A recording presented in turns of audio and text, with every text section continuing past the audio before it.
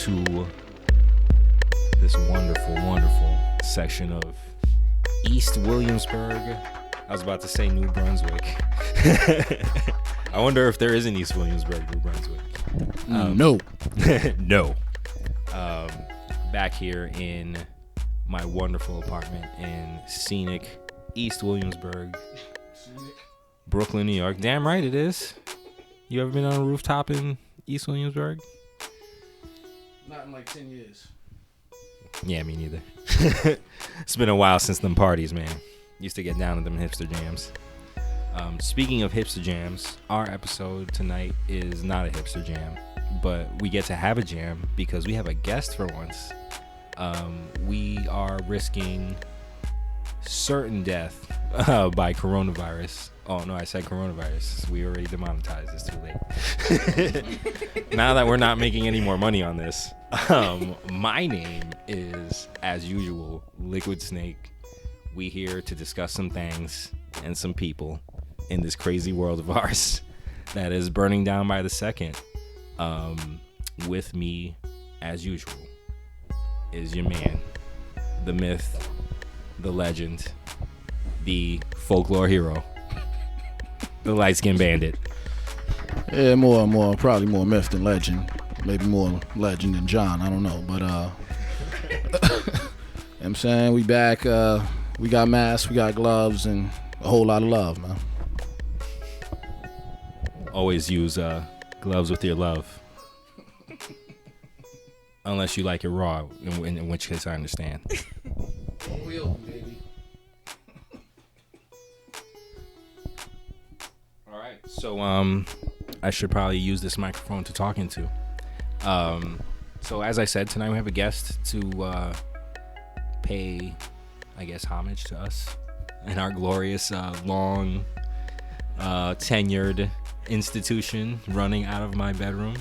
But also to guide the topic of discussion tonight, because frankly, I haven't written any new episodes yet as far as wrestling or the potential returning basketball season goes, but we'll definitely talk about that top 16 shit, you know what I'm saying? But tonight is going to be a special one. We're going to talk about, matters of life and love in the heart with our very special guest that we went through hell and high water to get. So talk to him. Let him know who you are. Tell him why you're here. Tell him why you love life. Tell him why you like puppies.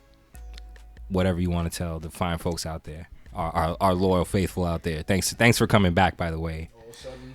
We appreciate y'all. Thank you for watching our last couple of episodes. I really, no funny though, I really appreciate it, because it's kind of hard to talk for an hour and a half to 2 hours, then listen to that hour and a half to 2 hours again and again to make sure we don't sound dumb and that the levels are right and all this cool other creator shit. So tell them who you are.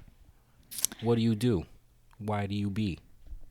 Sure. So for short, some people call me Rena. So I'm Rena. I just came to say hi to everyone. I love Yorkies. I love dogs. I actually do. They're actually really cute. That's cool. I guessed right. I just kind of really threw the puppies thing in there because most people like puppies for the most part. And I am a psychologist, so I'm proud to be one. I'm pretty intelligent, and I'm just here just to maybe provide some psychological insight with all of us, get some feminine energy in here, share my side of some things. Lord knows ain't enough feminine energy in this room most of the time. I appreciate that because we've definitely been wanting more experts on the show to talk about things that we didn't devote years and years of study to, besides fucking PER and plus minus ratios and whatever and the various bullshit. We're all experts in that. That's everybody. Yeah. We don't want y'all to think that we're not legit, so obviously we need a couple more professionals on here. Nah, it's too late. Well, I mean, it's too late. They just here for the niggerdom, son. I mean, well, you know what I'm saying. That's say we demonetized again, son. Oh, we gotta come up with that. Our videos are not for kids disclaimer and shit, so that we don't get fronted on since they got that whole new copper rule and shit. Well, yeah, I mean, our videos aren't for kids per se, but yeah, no, we definitely got to do that just to legitimize and see what it is. But yeah, man, you know what I'm saying? We definitely want to switch it up for y'all because shit is a little dreary and dark and cloudy and starting to smell like mad old McDonald's burgers, man. But it's just whack out here, man. So we're trying to spice it up for y'all a little bit. And, you know, we'll see where this convo goes, man. Yes, indeed. I am most eager to find out your insight, Rena, which I feel like is a character from some anime somewhere. Maybe I'm thinking of Rini from Sailor Moon, Serena's little sister, little Princess Chibi Moon with the pink hair and shit. And folks, it's the only Down place. with Sailor Moon, Rena. It's anime cast now. It's over. Episode derailed right out the gate. It's one of the few places in the world, not even folks. 3 minutes in yet. Yeah, it's all right. Nah, I'm out. It's done. The guest walked out the door. We sanitized the place for nothing. One of the few places you can get Sailor Moon and Brugal, folks. Word. That sounds like an ill mixtape though. Dead ass. That's the episode title right there. Sailor Moon and Brugal at the end of the world. Book it. I'm sorry, you were saying. Like you were saying something. Oh no. No, I wasn't saying anything. Not yet, at least. Not yet. Well, listen, folks. We came to talk about, a few things that we all love, drama, especially within the realm of relationships and especially, well, not exactly these days of the quarantine love. I notice there's a lot of quarantine love these days. I guess shout out to that. Gonna be a lot of quarantine babies, but hey, let's do this, baby. But yeah, we're nothing else. Just definitely them weird dynamics that people either don't talk about or too weird to talk about or shit you might not even think of. But yeah, we're definitely about to touch upon a few things. We're not gonna touch you, and hopefully you're not touching yourself right now. But look. Not that I'm saying after. You know what I'm saying? Not that I'm kink shaming. I mean, know what I'm saying? But listen, like I said, we still working on our sexy voices. So just bear with us, and we'll cater to it. If I'm fortunate enough to bring that to you, then so be it. Have at it. Yeah, please. If you want to send videos, we can do that too. But Nah. You opening the floodgates, bro. Just DM DMs are open. And that's how the scandal began. Years later, we'd be like, listen, we don't know where them pictures came from, all right? I'm just saying, sometimes the fans are nice. They want to show us stuff. And then we're in prison. It's the end. We're going all the way off the rails. Yep, we're doing podcasts from jails and Yes. on the phone and shit, doing mixtapes. Straight out of New Jack Corrections.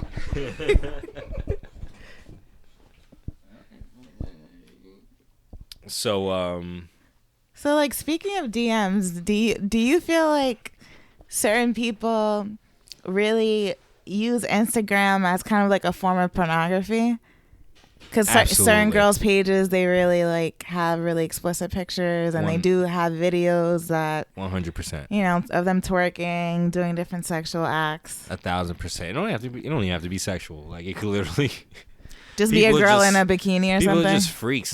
It could be a girl eating something. It could be pictures of feet. People love feet. Again, I want to stress that I'm not king shaming anybody. Like, yeah, get off how you whatever is your thing. Get off how you get off, as long as you are not infringing upon bodily autonomy of people, animals, etc. Right. I otherwise, have at it, because who am I to point the finger at the next man, about what he's into? Because I'm sure niggas is gonna point fingers at me and be like, "What are you into, nigga?" But to answer your question, absolutely, people absolutely do that. Especially ever since I'm not on the gram anymore, but especially since they gave you the ability to save pictures, and the users don't know that you've saved pictures. Absolutely, 100%. I will. No lie. I've done that myself. Dead ass. I have no shame with that because, you know, niggas is fine on Instagram. Sometimes you see like your homegirl that you've crushed on or didn't know, or you see your homegirl's homegirl, whatever the fuck it is. Yeah. You scrolling and suddenly you're like, hey, like, here's my fine ass homegirl and her homegirl in bikinis, to your example, out of nowhere, basically. Like right here. Why am I not going to fucking take advantage of this situation that is just handed to me right now? And some people take offense at that, some don't. Like, I personally feel like, again, you're opening yourself up to, like, you share it. Like, so you're going to have scrutiny of all kinds. Yeah. You know, even without intending it. Because, again, that same photo where, you know, it's just two homegirls that they at the beach in bikinis, they just chilling. And like you can screenshot it. Yeah. People don't know that you screenshot the pictures, so it's like that's why I say it's fair easily. Game. Yeah. Easily, like, it's just happening. There's no way. That's why you have thirst traps. That's why you have that culture, thirst trap culture, where just, you know, I myself have many a times, like many other dudes in the world, posted eyes and fucking 3 droplets on girls' pictures. Where I'm not exempt, you know what I'm saying? Like, you know what it is. I mean, listen, man. Not always, but sometimes. The eyes usually. The eyes mostly. I'm not so tacky to like put the eggplant, because some people put the eggplant and that seems whack. But it's like an eggplant, a fucking peach, and like 3 fucking drops, man. Yeah, nah, I'm not doing all that. That's a lot. Listen, you can't throw thirst traps to the wolves, though. You know what I'm saying? Exactly, and not expect wolves to howl. Because there's a lot of hungry wolves out there. There's a lot of hungry wolves out there, man. Like, I get it, it's but one damn. thing if you didn't mean the picture to get out there. You know what I mean? It's one thing if someone stole it from you. It was a production for this shit, all though. this stuff. Nah, this is you. You was in your bathroom. Not to mention keeping trying it to 100, figure out what son. the angles were and like how good the light was. You took the same pic like 50 times. All right? Yeah, and you picked the best for that one thirst trap. Best ones. All right, no. It's not a thirst trap. Who's really thirsty, man? You know. And hey, I don't shame either. If that's what you want that attention, that's what Instagram is for. You know? No, it is. I have no. That's what it was built issue. for. I look at that as me benefiting from that. Like sometimes what kills me is if, you know, you're that same dude who does use Instagram for pornography and pornographic reasons, and then you go and you knock the girl on her photo, being like you're a fucking slut and a whore, this and that. On her own page. That's kind of weird, bro. On her own picture. The only thing I'm saying is that like there's this weird like kind of like love-hate thing. Like stalkers. That's what they call them. Stalkers, you know, weird DMs, all types of shit. So it's just like. But again, like a fan is short for fanatic. Just enjoy it. That's what I'm saying. I'd rather just be, you know, cool. Like, thank you for blessing me with this gift. No, it was nice. Like that, yeah. Thank you. That's why. That's why I'll give the eyes and the droplets on occasion. But most of the time, when you get your like, when I was still on it, and I save it, and we good money. Like, I'm not gonna fucking DM you a picture of my dick or whatever, and be like, "Yo, I seen that thing you posted." I'm saying, niggas do that regularly. I'm saying regularly. Where do we go from here, man? You know. I'm not. That's that. You know, because then that leads to the air out culture. You know what I'm saying? Then you're gonna end up in somebody's group chat getting bombed on, son. Like, I don't want that for myself. That's pretty personally. I'm good. Yeah. I'm getting blown all the way up. Nah, if my dick is out there, it's because I put it out there, and that's on me now. I mean, well, if it's out there, it's out there, man. It's out there. I've made my peace with that. Accept that, man. You know what I'm saying? I'll just make my peace with that, and if I see myself on Pornhub someday, then great. Thank you. It's flattering. I mean, I'm not getting that money, unfortunately, but it's flattering. I'm saying I made it, man. I finally made it. I finally made it. I'm giving back. That's me giving back from all the wonderful videos that porn is giving me so much. Like, it's only fair that I provide something back to the porn cosmos, as it were. No, I'm just giving back to the culture, man. Have you jerked off to people's pictures on Instagram? To thirst traps? Never. Rena? No, I haven't, but like no spank bank? No. But like I've dated a guy who Not that I know for sure does it, but I suspect that he did it when I was with him, and like He does it. and he probably still does it. Yeah, but like Yeah.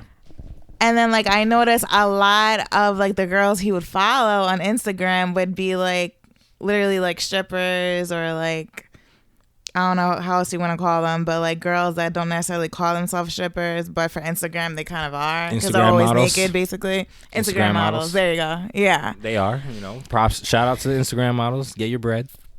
Get your bread money. up. Yeah. All those fan pages. Yeah. Do it, man. OnlyFans and all this If stuff. they want to hand you the money, then take the money. And like basically. But also know that there's a hook to that. I'm sure y'all do. Y'all, some of y'all are excellent businesswomen. So shout out to y'all. Definitely. Shout out to y'all for real. And the male Instagram models before niggas be like, well, what about the male Instagram models? Yo, I got y'all. Everybody's cool. Like, you know what I'm saying? Like, get your bread if you can. Like, you know, show them feet if you gotta send them feet for pictures. Like, do what you gotta do. Pay that rent. Sorry. Go ahead. No, it's all good. So like my thing is that like, do you guys think it's okay? And again, I know people have different values, people see things differently or whatever, but you guys personally, both of you guys, let's just say, do both of you guys have sisters? Yes. Okay. Three of them. So let's just say, you know, your younger sister, 2 years younger than you, whatever the case may be, just your sister in general. She's of dating age, whatever like that. And she's dating a guy, and then she tells you a situation where she's dating a dude, and she notices that most of the people that he follows on Instagram are strippers, for example, and they're DMing him on Instagram talking about join my OnlyFans pages. Like he gets a lot of DMs like that. And every single time that she chills with him and he's just casually scrolling on Instagram, almost every freaking post is like of like a fat ass or like her pussy. Sorry, I'm not sure if I'm allowed to say that on here. Okay. You know, legs spread open. Every other post. You can talk about pussy all you want here. And like he's always double tapping, and like they're together and he's just like zooming in on the picture, staring at the picture a little bit too hard, and she's literally right next to him. Can I ask you a question? Yeah. Well, I got a few always. But my primary question is, how old is he? Let's just say he's 31. He's allegedly 31.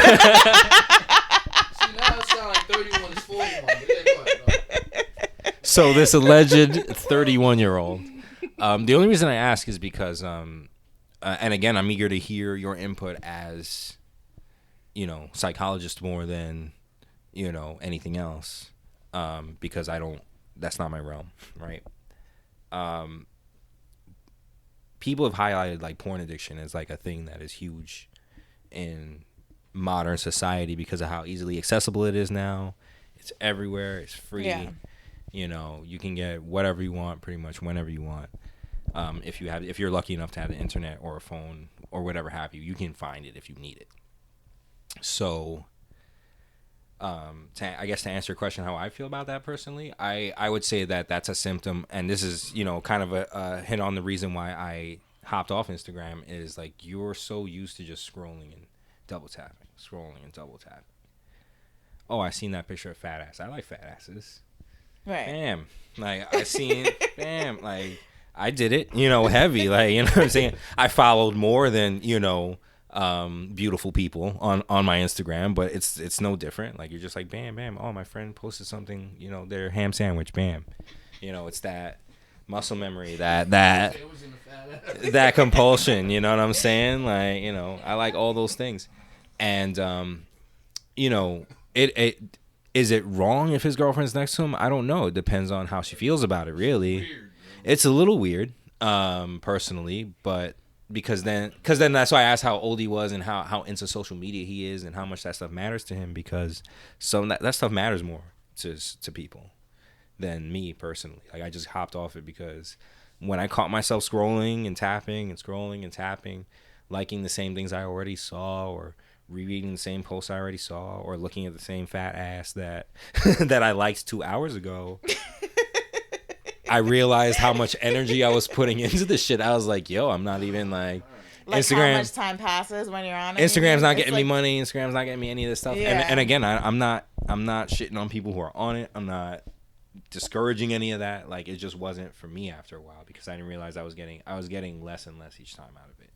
And so for him, clearly his dopamine shit is firing off on that. Again, I'm not a doctor, guys. This is just what I'm drawing from the situation. Yeah. Those hits he's getting off of that is better than having your girl right here next to you. You know what I'm saying? And I don't know what else that could speak to in the relationship. I don't know these people, but it is weird. Like, I can see if it's on his own time, yeah, I agree. Chilling elsewhere, it makes you wonder about what he values, I guess. I don't know.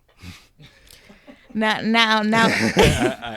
I don't know. I don't know. Oh yeah, we didn't hear from you. What do you think? Oh, what do I think? Just in regards to that specific situation, I mean, with that particular guy who you claim to be 31, and he probably really 36, but honestly, like it's a weird combination of like fantasy and lack of touch with reality. You know what I'm saying with that. Now, actually, that's in the sexual context, but like, I don't know. I mean, listen, you know what I'm saying?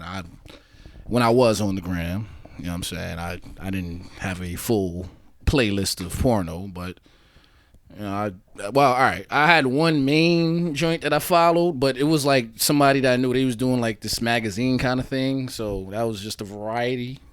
But, it wasn't like I had like this one, that one, this porn star, that porn star, whatever, but most dudes are gonna have a ham sandwich and a fat ass right after that. But that's why I brought that up. I ain't gonna lie. That's kind of how my gram looked. Like, you know what I'm saying? It would be like, somebody on like an ill vacation, probably some workout shit, fat ass, and some food. You know what I'm saying? And some wrestlers, and then wrestlers. On this day in the NBA 23 years ago, Tracy McGrady went ham one night. Like, you know what I'm saying? That's that. Oh yeah, I was definitely following Juicy J. You know what I'm saying? You know what I'm saying? He either had like a joint, some food, or him at some concert. That was cool. But yeah, to really like sit there the whole time, like in that virtual world, like watching probably people you won't ever meet while you with your girlfriend. Like, weird is the wrong word to use for that, but there's some like misguidedness out there. I don't know if that's a real word, but yeah, like I said, that's just being trapped in like Snake was talking about, kind of in like that realm that has been created by social media, but at the same time, that's also like obviously some kind of porn obsession, whatever. I didn't want to just hone in on that, but I wanted no. Me neither. I more wanted to talk about the nature of. That's why I brought up like what my relationship with it was, which is just like mindless. And yeah, I liked shit, and there's a lot of insights I got from Instagram, and certain people like had certain posts that really like helped me out, like personally, that I didn't expect from just like social media posts or whatever. Yeah. But overall, like for me, I felt like I was just hopping on it to look at something, especially when I was still working. Like, it was just easy, being bored as a guard, in certain posts where I'm not really looking at anything. I'm just at a door or something like that. It'd be easy to hop on my phone and be in my phone all day. Same thing. I picked all that up. Same thing with Facebook, and then I caught myself one day. I was like, wow, like I'm checking all these things that ultimately don't matter. It'd be different if I was like interacting more with people on Facebook, but like after a while, it's just mindless. And I like memes and I like internet culture, and I grew up in forums and doing all that nerd shit and stuff like that, so I can appreciate what the allure in social media is, and because it has everything, especially now that these platforms like Twitter, Facebook, etc.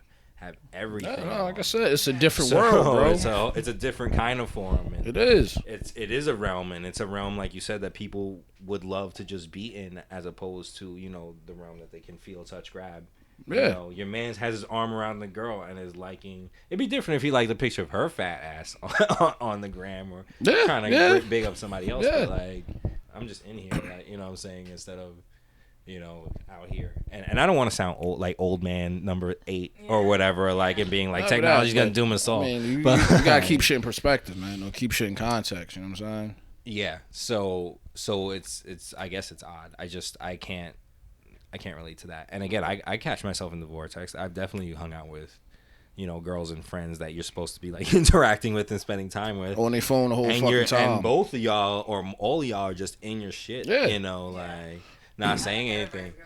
You know what I'm saying? So those are just the times we live in. Or you're talking about the shit that you saw on social media. I do that a lot, especially because I'm a YouTube junkie. You know, I love podcasts. That's part of the reason why I even do this shit now, because that's a lot of the media that I consume, which is just a lot of virtual essays and people running mouth and a lot of flim-flammery. A lot of flim-flammery and nerds being upset. Like, so I can see why, you know, the hook is such, you know, with people, especially when it comes to sex, which is, again, so accessible through social media, like whether they want it to be or not. And I see how it can cause habits like that in people, you know, men, women, whoever. Like, again, you get that dopamine shot from clicking the like on that fat ass no matter what, right? Right. So what is your, because I feel like you had I don't want to say like you have an angle to anything, but like what was what was the insight you were hoping for in that question? Because is there something there you wanted to talk to? Is there something else that we like, you know, some dynamic there that we didn't know about? Or well, because like I guess part of the reason I brought it up is because of like as you said, how accessible like social media and like sexual things are to everyone now, because it's so much more accessible. It's kind of like if you're in the dating world, like especially from like a female perspective, where it's like most guys that talk to you, it's very hard for women to distinguish whether they really want to talk to you primarily for sex or if they actually want something more deeper than that long term. So it's like now that like social media and like porn and access to sexual pictures and people just in general are more accessible, it's like I kind of feel like in a way it's a little bit harder. It makes dating in a way a little bit harder for certain people that might want something more long term, because of the fact that it kind of like blurs the line a little bit.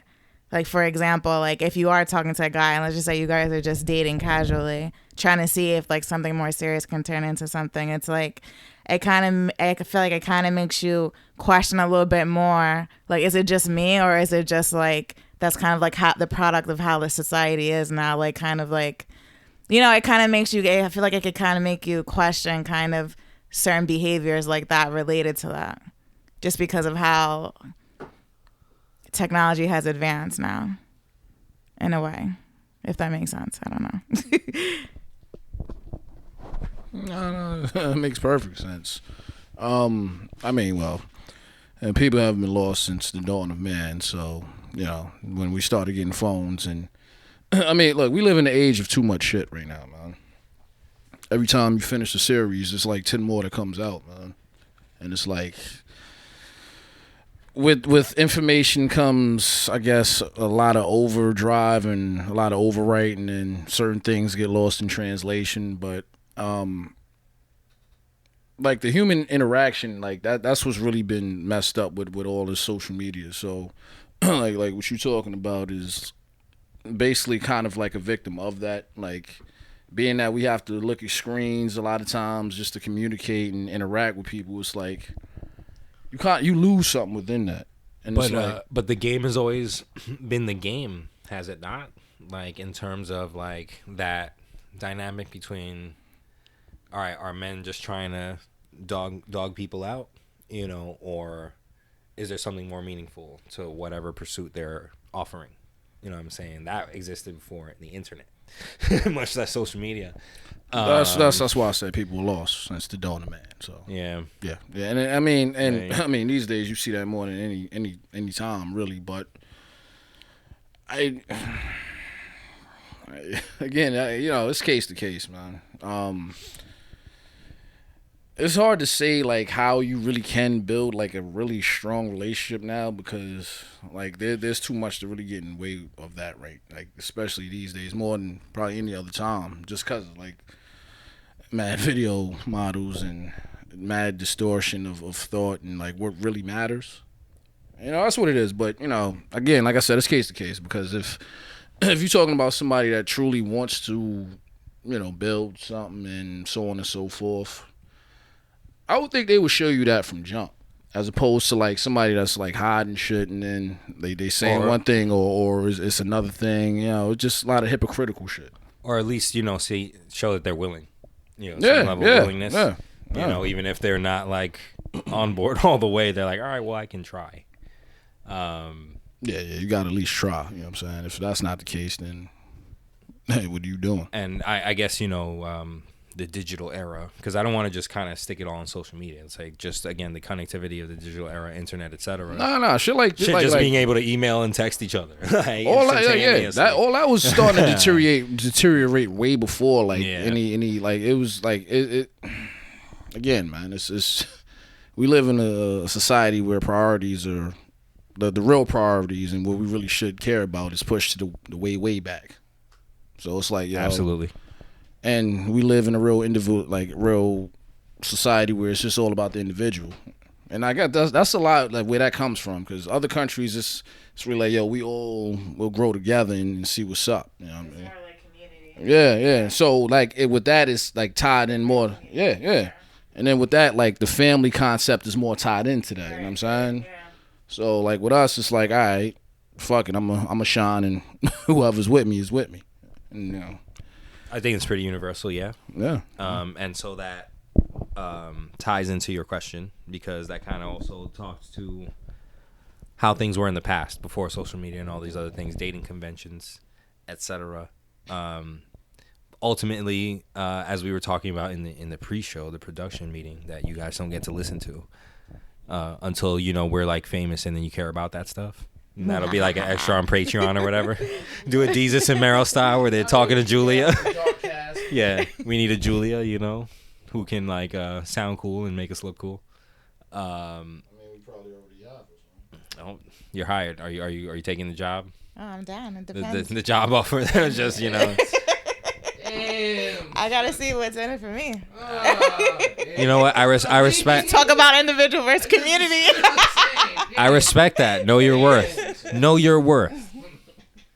I'm with it. So yeah, I guess if I want to speak to the heart of that, I don't want to, I guess, make mad assumptions because I know there are a bunch of men who would love a relationship and beyond that, I guess, How I Met Your Mother, shit of like I'm trying to find like the perfect woman or man for me, and they're out there, and I believe in love, and they're just into that. Yeah. And then there's all the branches that can shoot off from that, because I guess the topic of this show is like kind of dopamine and like fulfilling, that immediate desire for shit, whether it be clicking things on social media, sex, relationships, whatever that thing that fires off that dopamine, that thing that gives us that pleasure. Like, what is the nature of that? I feel like I'm circle talking a little bit. I'm sorry. But I'm trying to figure out why it is that the same things keep appearing even though we keep claiming to be more evolved with more technology and the future coming on and us claiming to understand each other more and communicate better and having more information, but we seem to just keep kind of hitting misunderstandings. And I understand that's the nature of humanity because there's so many different competing egos and things like that and ideologies, but we all just want to be loved ultimately. So why not, I guess, be monogamous and look for that one and be happy in the fact that we have somebody and just be cool with that. And it's just ultimately it's yes and no. It's supposed to be. It's supposed to be. But we fickle as shit, man. Yeah. Like, how do you deal with that? I guess is really what my question to you guys is. How do you deal with bro, as human beings, we want the lightness and we want the darkness. We want everything, man. You know what I'm saying? And once we get one of them, we want the other one. You know what I'm saying? And like it's a weird damn concept because realistically, theoretically, if you have a calm, peaceful situation, you're supposed to stick with that. But some people like ideally. Well, that's what I said. Supposed to be, but the reality is, some people they cannot thrive in that because, like, again, the dysfunctional mind, But if things are going right, like, I don't know why, but like certain individuals, like, they just need to create some issue, man. No matter, like, you could have it all. You have it all, but all you're concentrating on is just what you don't have, and I guess whatever internal conflict is within you, son. Or like when we talked about with Jordan on The Last Dance, to give us that sports ingestion real quick, when he would make shit up, when he talked about making shit up, to really like, have something against these people or to attain this goal. Like, he needed something to fire him up to fucking make him do those things he did. Yeah, because he probably thought like that was a motivational factor, but after a certain point, it just became entertainment, man. Yeah, but I also imagine it makes you kind of stressed out because imagine that strain of like imagining like, yo, like, I don't like the way, this dude looked at me or whatever. I need to use that to fire this dude at work looked at me the wrong way, and so now I need to fucking, do like, better than him to like. I know it's a weird example. But no. That's like fucking. That's like this. It's like Tracy Morgan's aunt that he was talking about, bro. He was like, yo, when he got hit by the fucking Walmart truck. And his aunt came to visit him, and she was like, "Oh, who's this bitch rubbing up on you with these fucking knee-high stockings?" He was like, "Yo, like, that's the nurse, man." Yo, he was like, "Yo, when his grandmom's was like 60-something, she went back to get her GED, and they had like a little party for her or whatever." And he was like, his aunt was like, "So that bitch still stupid." Damn. I'm like, damn, son. But yeah, no matter what you do, it's going to people like to be like. Unfortunately, we have to have balance, man. So with the bad, you have to have the good. With the light, you have to have the dark, man. And unfortunately, it's going to be all these the wretchedness of the earth. That's what you call them, man. So that was a lot, wasn't it, Rena? I don't know if that answered your question, but ultimately we just want, and there's this, I want to speak more to the root of the question, which is, and I don't want to assume, but I want to kind of boil it down to sex versus relationship, right? Like, depending on the person. Like, I don't want to just have it be like, oh, man, you just want this or that. Yeah. Depending on the person and what they want out of the other person in the situation or people in the situation, like, because I do think it's possible. I do think it's possible that a guy could want a relationship at the same time as having sex, but when they're in the relationship, they may just value sex more in the relationship. So It's not necessarily that sex is all that they want. It's just they value it more. Sure. I just want to make sure that we, because we kind of like drifted. That's always what happens with us, right? Like, we talk about a centered thing, and then we drift off to like, well, this is why humanity is bugging. I feel like you could always relate everything to humanity is bugging. This is why humanity is bugging, son. But yeah, I feel like it's about, I don't want to just boil it down to, it's all relative. You want what you want, but people want what they want in certain phases of their life, and to answer the rest of that question of like how much of society is a factor in that, it's huge. Like, because all the societal pressure, whether visible or invisible, is built on eons, centuries of culture, and a lot of that culture says that man, capture women because he worked hard and he deserved this, and you go from there. And that's not really right per se, but that's how a lot of people really conform to that. And then, I don't want to just boil it down to just that's what we do, and that's how society sprang forth from that. It's a lot more complicated, but I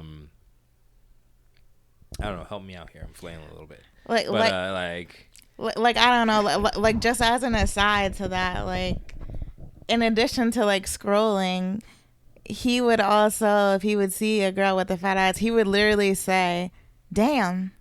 Can we call this dude something like Mark, or to make things so sure, we could call him Mark. So we have like a subject like in these, like, so the 31 or 36-year-old named Mark. There you go. Mark 31. Oh shit, that's on. Yeah, no. You know what? At the end of the day, especially with dudes, they feel like they can force certain things and kind of influence things. But the reality is, and like especially what you're talking about, is it's a fact of just not really understanding yourself and not really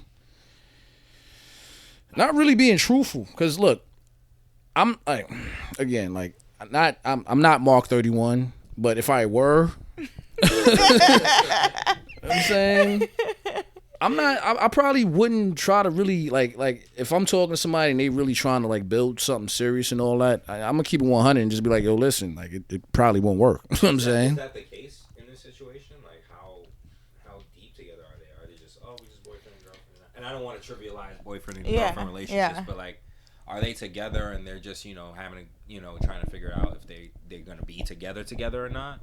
Or are they like, these is a long-term relationship and they've been together for a while, and she like, is Mark 31 looking to build something with this person? Or so they're technically in a relationship already, boyfriend and girlfriend. What is with all these alleged? What is with this conjecture bullshit? Like, are they? That's what I'm saying. Right. Like, yo, give me. They were together. Yes, they were in a relationship at some point. So they're like on and off, like kind of. Like they were on and off. Okay. Yeah. All right. Yeah.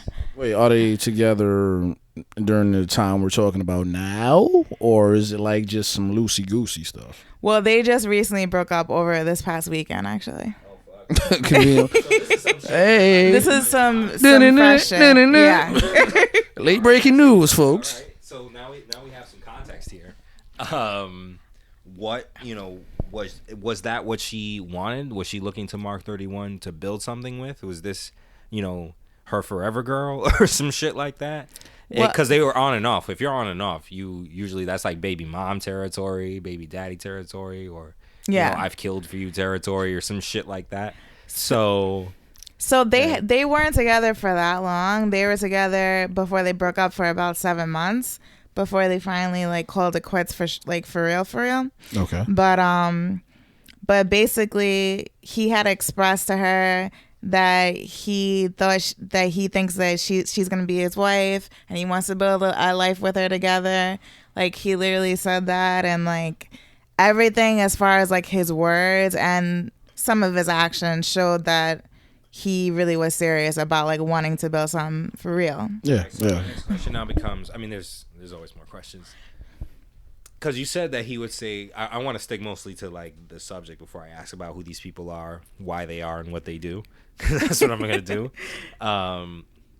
You said that he would say stuff like, damn, as he's clicking on fat ass number 4 on the gram while she's there. Yeah. Is this something that she expressed like, I don't like that type of shit to him at all? Because if it was an issue, then you're not trying to... And again, I'm not perfect boyfriend dude. I've been in relationships where they told you what the boundary is and you crossed it anyway, right? Because fuck it, I'm gonna do what I'm gonna do, or fuck it, I don't respect your boundary enough because I think it's trivial, or I think that it's not worth upholding that, which is fucked up, right? But we all do that, right? So is that what this kind of was this one of those kinds of relationships where it's like, yeah, I'm gonna build something with you just because I know like you'll stay with me and I can kind of treat you however I want.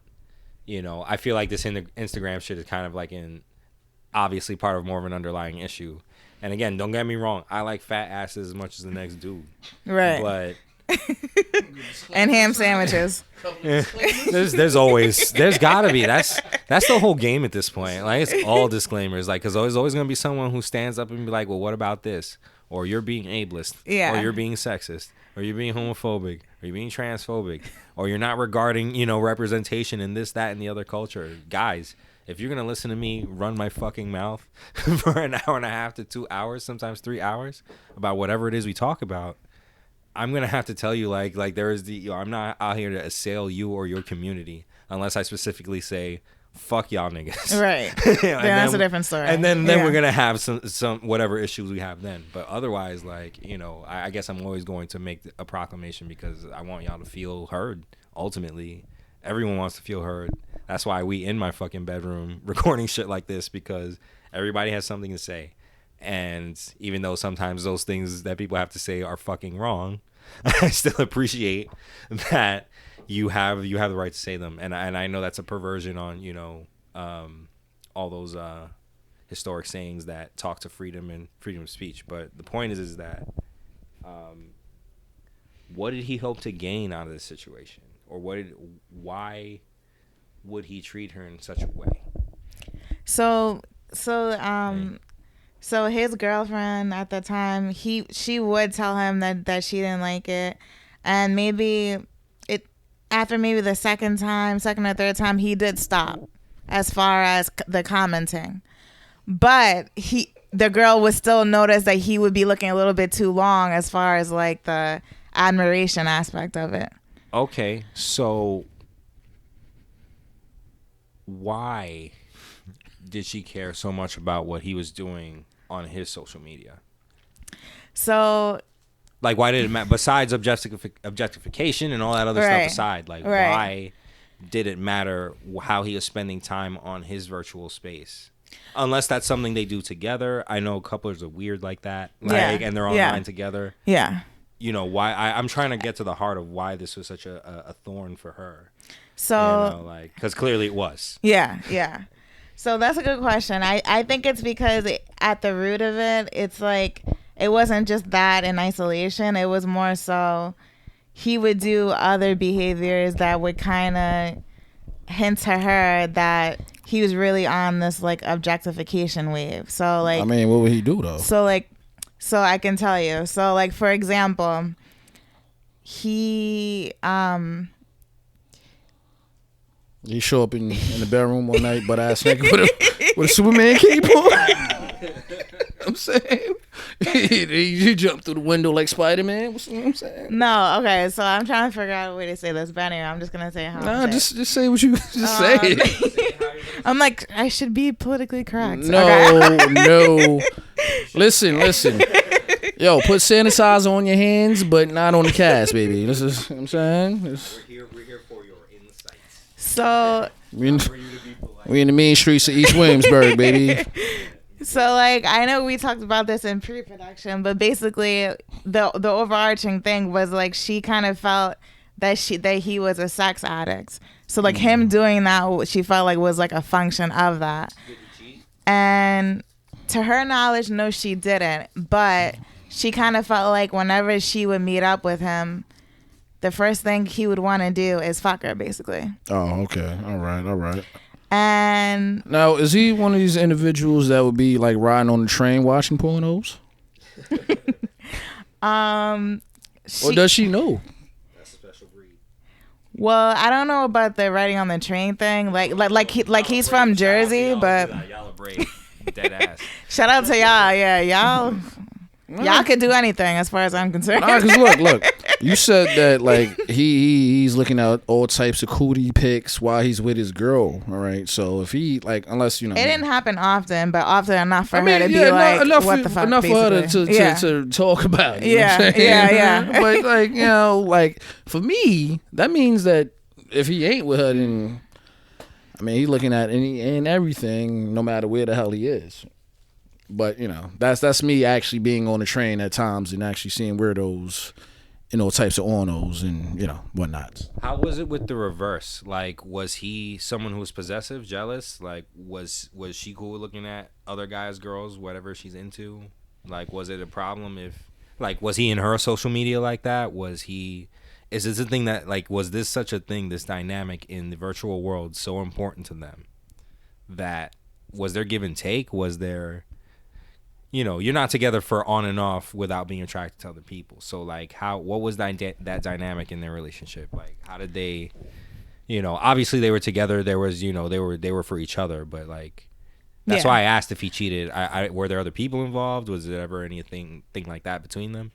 As far as I know, no, there wasn't any cheating involved, but it's like, she always kind of felt like he kind of valued sex and sexual things a little bit too much than she did. And like the main reason why they would break up and like get back together again was because for the majority of their relationship, like he would constantly pressure her to have sex so that he could get off and so that he could fall asleep after he came. And basically, he would pressure her so much to have sex without protection that basically she ended up like taking like 10 Plan Bs. Wow. Consecutively in a row after she was pregnant. Wow. And had an abortion too. Wow. And he still can control himself. Wow. I was trying to keep it mild, but keep it real. That's what happened. You definitely buried the lead on this one, because you just started with this IG shit. No, listen, bro. We fell all the way into the rabbit hole, man. Exactly. So, talk to that. You know what I mean? Like, if that was the case, did they seek, therapeutic help? Did they seek?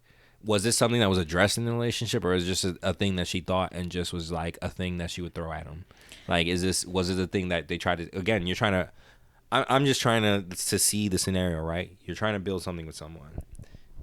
When you're trying to do that, you do your best to deal with their quirks and their idiosyncrasies and all this stuff, because you're going to be dealing with them for the rest of your life, ideally, as best as you can. So if this was a thing throughout their on and off relationship, one, why did she keep coming back? Yeah, she loves him. I got that. But like, if this was a no-go, why keep coming back? And also, why was this not addressed with outside help?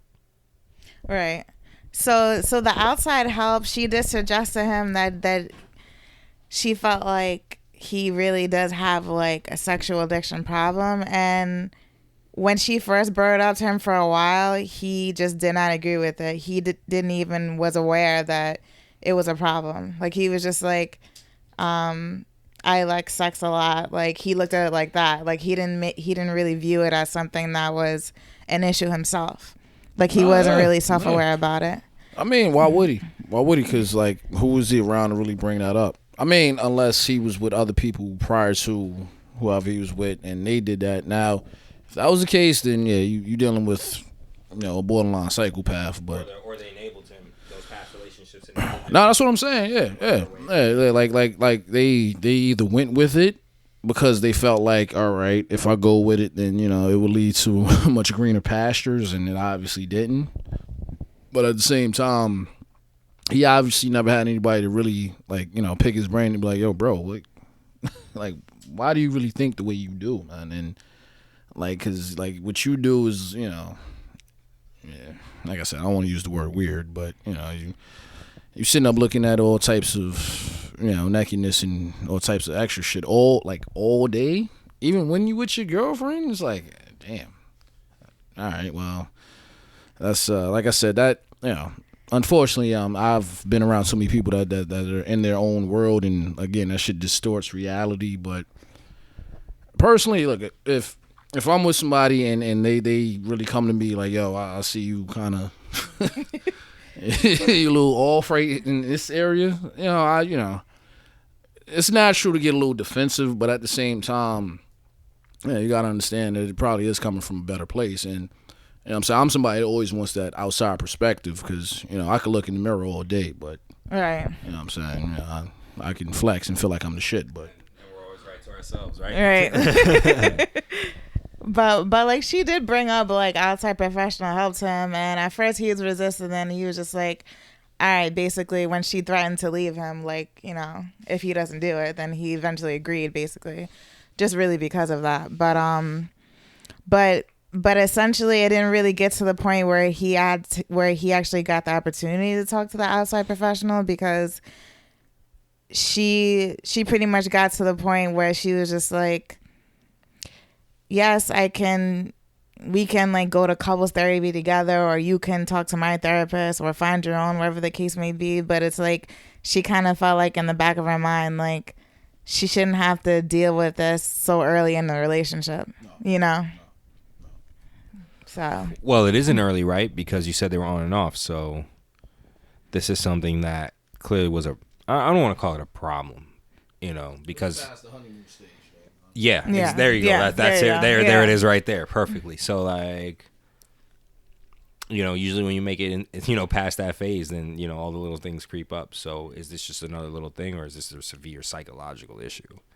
Like, yeah, and she even told me one day, because like 95% of the time they would see each other, they would have sex every single time they see each other. But like that 5% where they didn't, it was because like she was on her period, and when she was on her period, she literally saw him jacking off to porn right next to him in the bed. And he thought that she didn't realize, but she did. I mean, you got the fucking So the bed shake motions and fucking fat motion. It's hard to hide that. It's hard to be a jerk ninja. Know what I'm saying? All right, so then that again, I can't imagine that, son. You trying to sleep and you just the slapping noises and the fumbling with like the phone or whatever. Yeah. Oh shit! I dropped the shit. Yeah. I would at least excuse myself if it was really that bad. right, like he could have just went to the bathroom or something. I'm saying that's only polite. That's the well-mannered thing to do right there. You wanted to show, Well, again, and both of you spoke to this while I was rolling this joint that I'm now smoking. The point of people trying to get over, like it's not so. Yeah, there may, based on what you've told us here, and I'm going to assume what is your expert opinion based on your study, that this is like a compulsion issue. You know what I'm saying? This goes beyond. That's essentially what I'm saying. This goes beyond habit. This goes beyond. This is the thing I like to do. This goes beyond. Like if he must, then there's something there to that, whatever that is. Again, I'm not a therapist or a psychologist or any of that, so I don't know. But it was interesting that he wouldn't go and get diagnosed, or that he wouldn't, at least for, again, the woman you're trying to build something with, his words, right? That you're not gonna go see what it is, at least from somebody, even if you go to whoever it is and get seen, diagnosed, checked out, and they give you what they give you and say, fuck that, I'm gonna do what I'm gonna do, at least you went. Right. Well, again, bro, like that, that is very hard to do, man. I've talked to multiple bartenders about this, so it has to be true. But, nah, bro, like a lot of people, like they just can't really face those hard truths, or like those holes in their soul, man. They don't want to dive into them to really figure out how can we get through life without like this shit really affecting me. You know what I'm saying? I understand that. And as you also mentioned some minutes ago, pride's a bitch. You know what I mean? To get around, ego, all that. It's hard to admit to yourself. And I don't want to say that you have some problem. It's always not a problem. It's how do I deal with this issue that is affecting other areas in my life that I care enough to notice. And, even if it affects me, even if I keep making the same mistakes, like I know that this is not helping me. Whatever it is I'm running up against the wall for. And of course it's not easy. I myself, heavily depressed person, like it took me a lot just to go find a therapist, and would keep coming up with excuses not to do so, this and that. Like, but ultimately you still hear that. For me, I can only speak for me, you always heard that voice. And I did therapy when I was younger as well, and I felt like it really helped me as a kid, going through all the issues of being raised by a single parent and all this other shit. So I'm like, all right, if it helped me then it should help me now, right? Like, if I'm trying to be better and actually really, like, change these parts of myself so that I can fucking live better and enjoy this bleak hellscape of a life, then I'm gonna do that. Like, and I know it's easier said than done. Believe me, it is. I get it. It's easier to just sit at home and continue to beat your dick to whatever porn, drink that drink, smoke that, smoke that weed. Whatever vice it is that you sink your life into, like various vices that we all sink our lives into. I'm not gonna sit in here and judge based on that, or pretend that it's easy to navigate those. Nobody, do what you do. Do you? But also, if it's something that bothers you or you feel like is arresting you or handcuffing you, then your choice is, all right, well, either I have to change my use of this thing, moderation of this thing, or need, quote unquote, need for this thing. or seek the help that if I can't do it for myself, then seek the help that will get it for me. And again, I understand that not everyone's going to do that. They prefer to stay where they're at because it's easier to be in denial and continue to do what you do. And people are just complacent, bro. You know, the brain wants to continue to do what it does. It's hard to make it do new things. It's hard to build new habits. I know I'm a lazy bastard myself, but come on, man. Exactly. Come on, we have all the excuses in the world not to work out, diet better, all these things that they tell us. By the way, therapy, which is a part of that. You know, which everybody needs, man. Like, everybody. Right? Like, everybody. There's this perception that I need to have issues to fucking. Everybody got issues of some sort. Right. So, and I'm not. All. If you're gonna go to someone who's trained enough to help you navigate that, and that helps you, then do it. Please. And again, I understand that, money wise, I'm not going to sit here and be like, yes, I know insurance is an issue. I know money is an issue. I know the fucking broken ass healthcare system is not equipped to really provide these kind of services easily to you. But if you can, do so. Talking to your drunk ass friends ain't therapy, man. It's not. They're not trained to. Yeah, it makes. It's funny that you say that because he would actually say some stuff like that, like, "Oh, I talk to my friends; they're my therapy."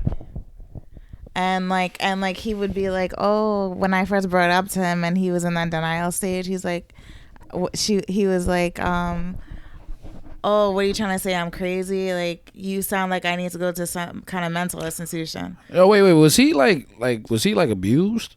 As a child or something? I only asked that because it seems like there seems to be like some inferiority complex or like some sort of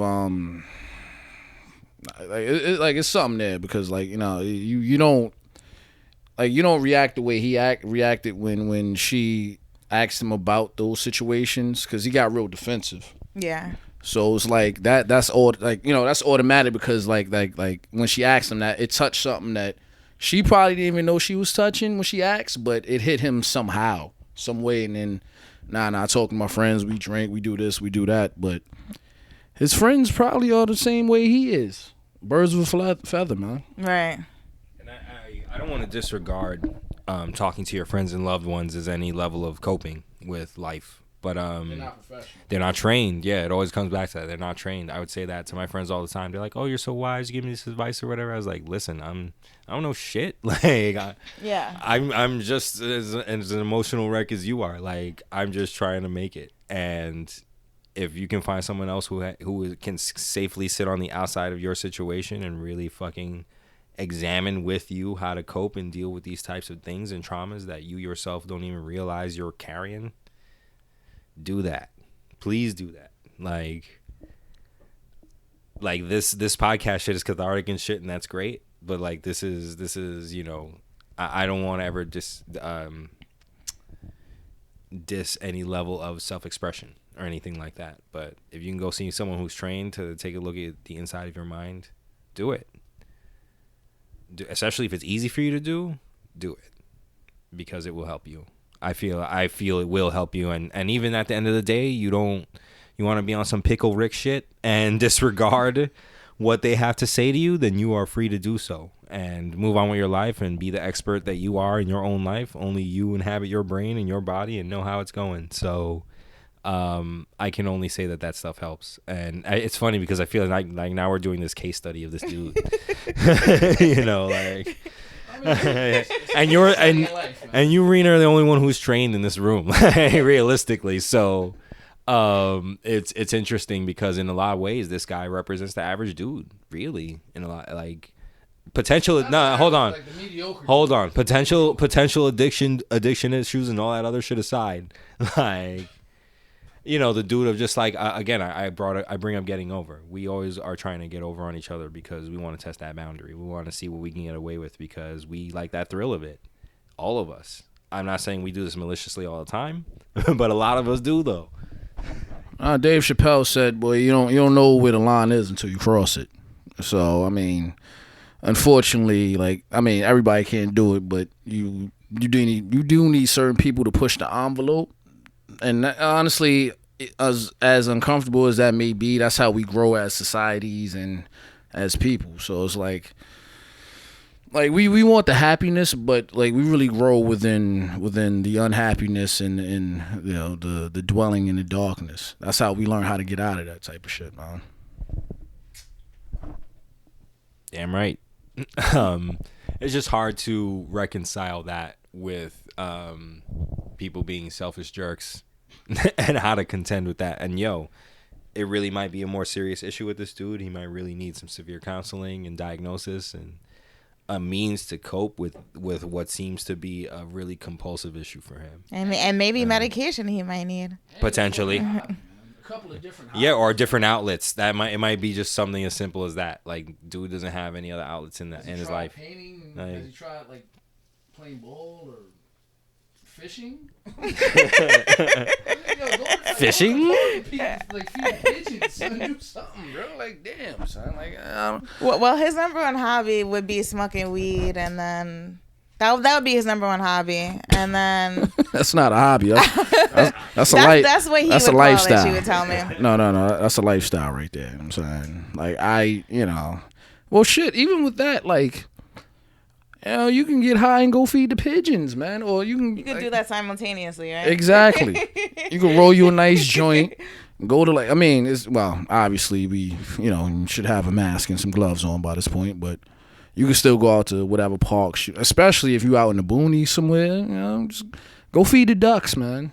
You know what I'm saying, take some wheat bread out to the lake, roll you a joint, and just think about life, bro. Think about where you going, son. Hopefully you won't be thinking about fat asses and dirty cooties, man. Like, but again, like that really is fantasy though, because a lot of people get caught up in that, like both male and female, more male than female, but that's why strip clubs exist. You know what I'm saying? That's why, probably will never go out of business. Well, the selling of sex, probably outside of selling of food, is the original human business. And alcohol. Wine before they figured out what alcohol was, but selling ass and selling meat were probably the two predominant businesses of human beings. Then we ventured out into like transportation and probably clothing, then transportation, because I don't think they was riding around naked, but who the hell knows. But yeah, no. But like sex has been sold for eons, man. So it's like that's not gonna go anywhere. Like, we could all be like weird cyborgs and androids, but we'll still have weird android porn and all types of weird fucking extra shit. Niggas want sex robots right now. They are sex robots. Right, there are sex robots right now. Yeah, they do exist. And props to sex robots, man. Y'all made it. Y'all finally here. been waiting a long time for y'all. So yeah, no, I don't think any of those things will ever go out of business because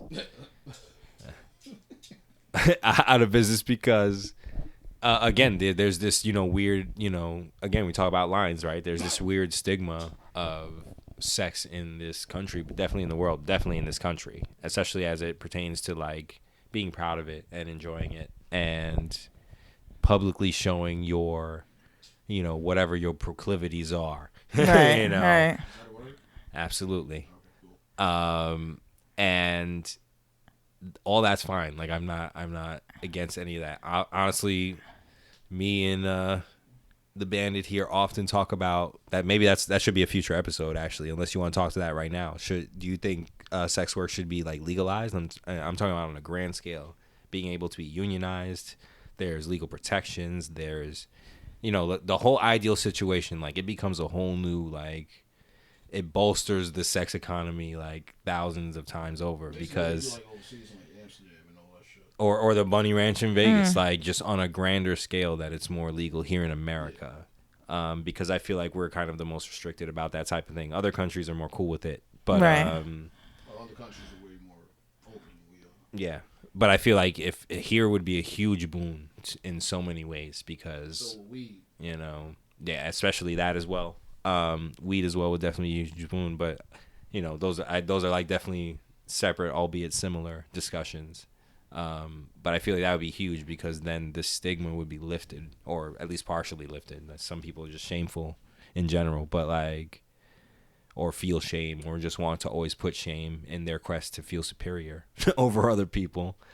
But I think it would really alleviate a lot of things. It would bring a lot of money into the economy. Finally, a whole sector of workers would be protected, and would really bring value to America. Like in a lot of ways, a lot less anger and pent up rage. I can only imagine. A lot less incel bullshit that's going on. All these things that are like real devils of our society would be, at least, eased.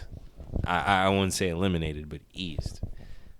So I don't know how you feel about that, but I always felt like personally, like it would help a great deal.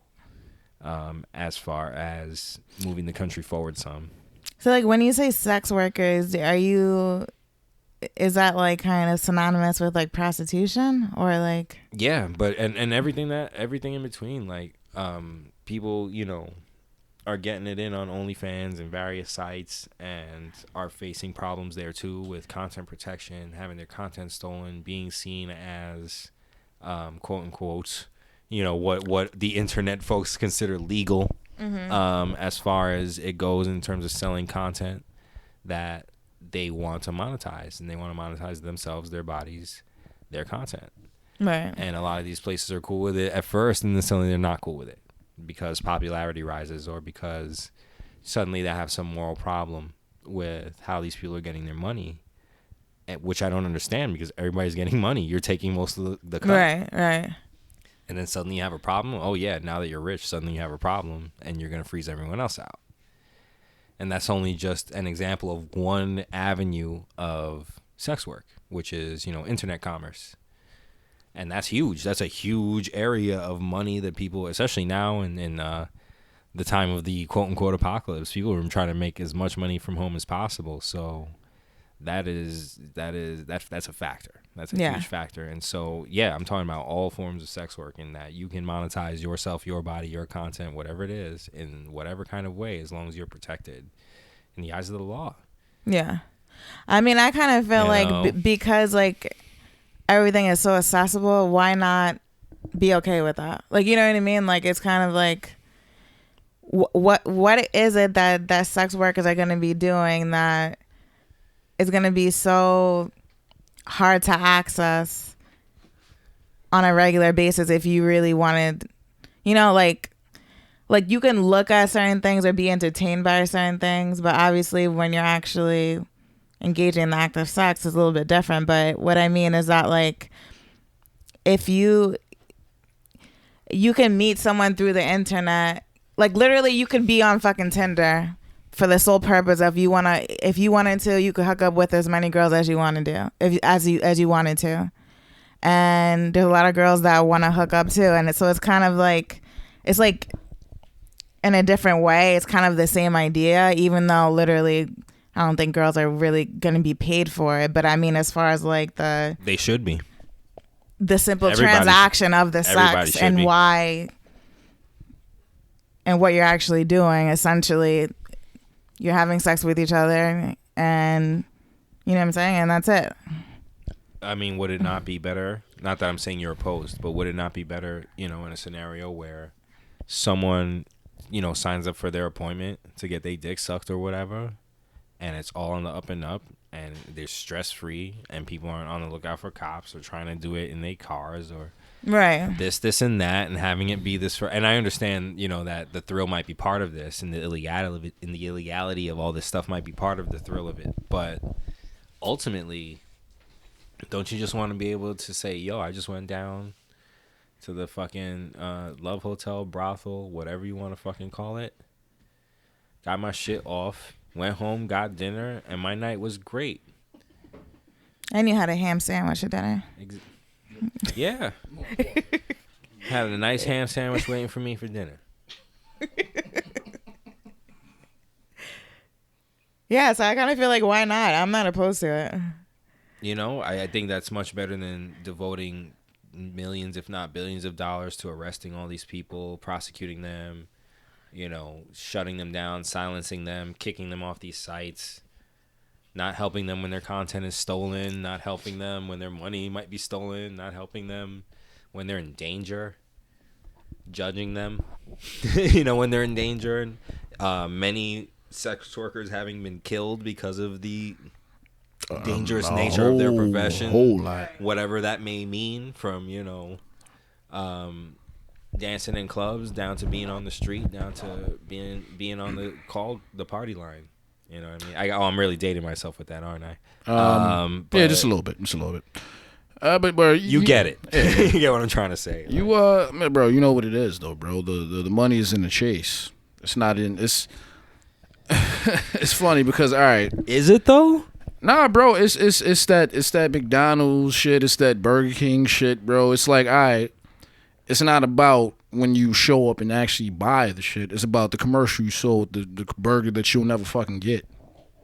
Okay, I see what you're saying. You know what I'm saying? So it's like, all right, you could easily be like, yo, they could do that, cool. But no. The real money is creating that crazy negative image of that and then being like, yeah, we going after that. That's where the money is, and they won't ever like let that go, man. Ever. Yeah, I got it. There's always more money in that negativity, right? In that reverse psychology. No, it is because it like they make the money off the perception and the propaganda. You know what I'm saying? And that's always been like the the war on drugs, man. The war on weed. You know what I'm saying? The war on everything else that they get all that acclaim for, quote unquote. Sure, but at least, and I still think those wars are stupid. But at least in those quote unquote wars, there are people who don't like weed or getting high or that any of that, what they see as like a gross drug world, right? There are people who don't like, and I guess that counts for people who don't like sex and aren't into any of that whatsoever. They do exist.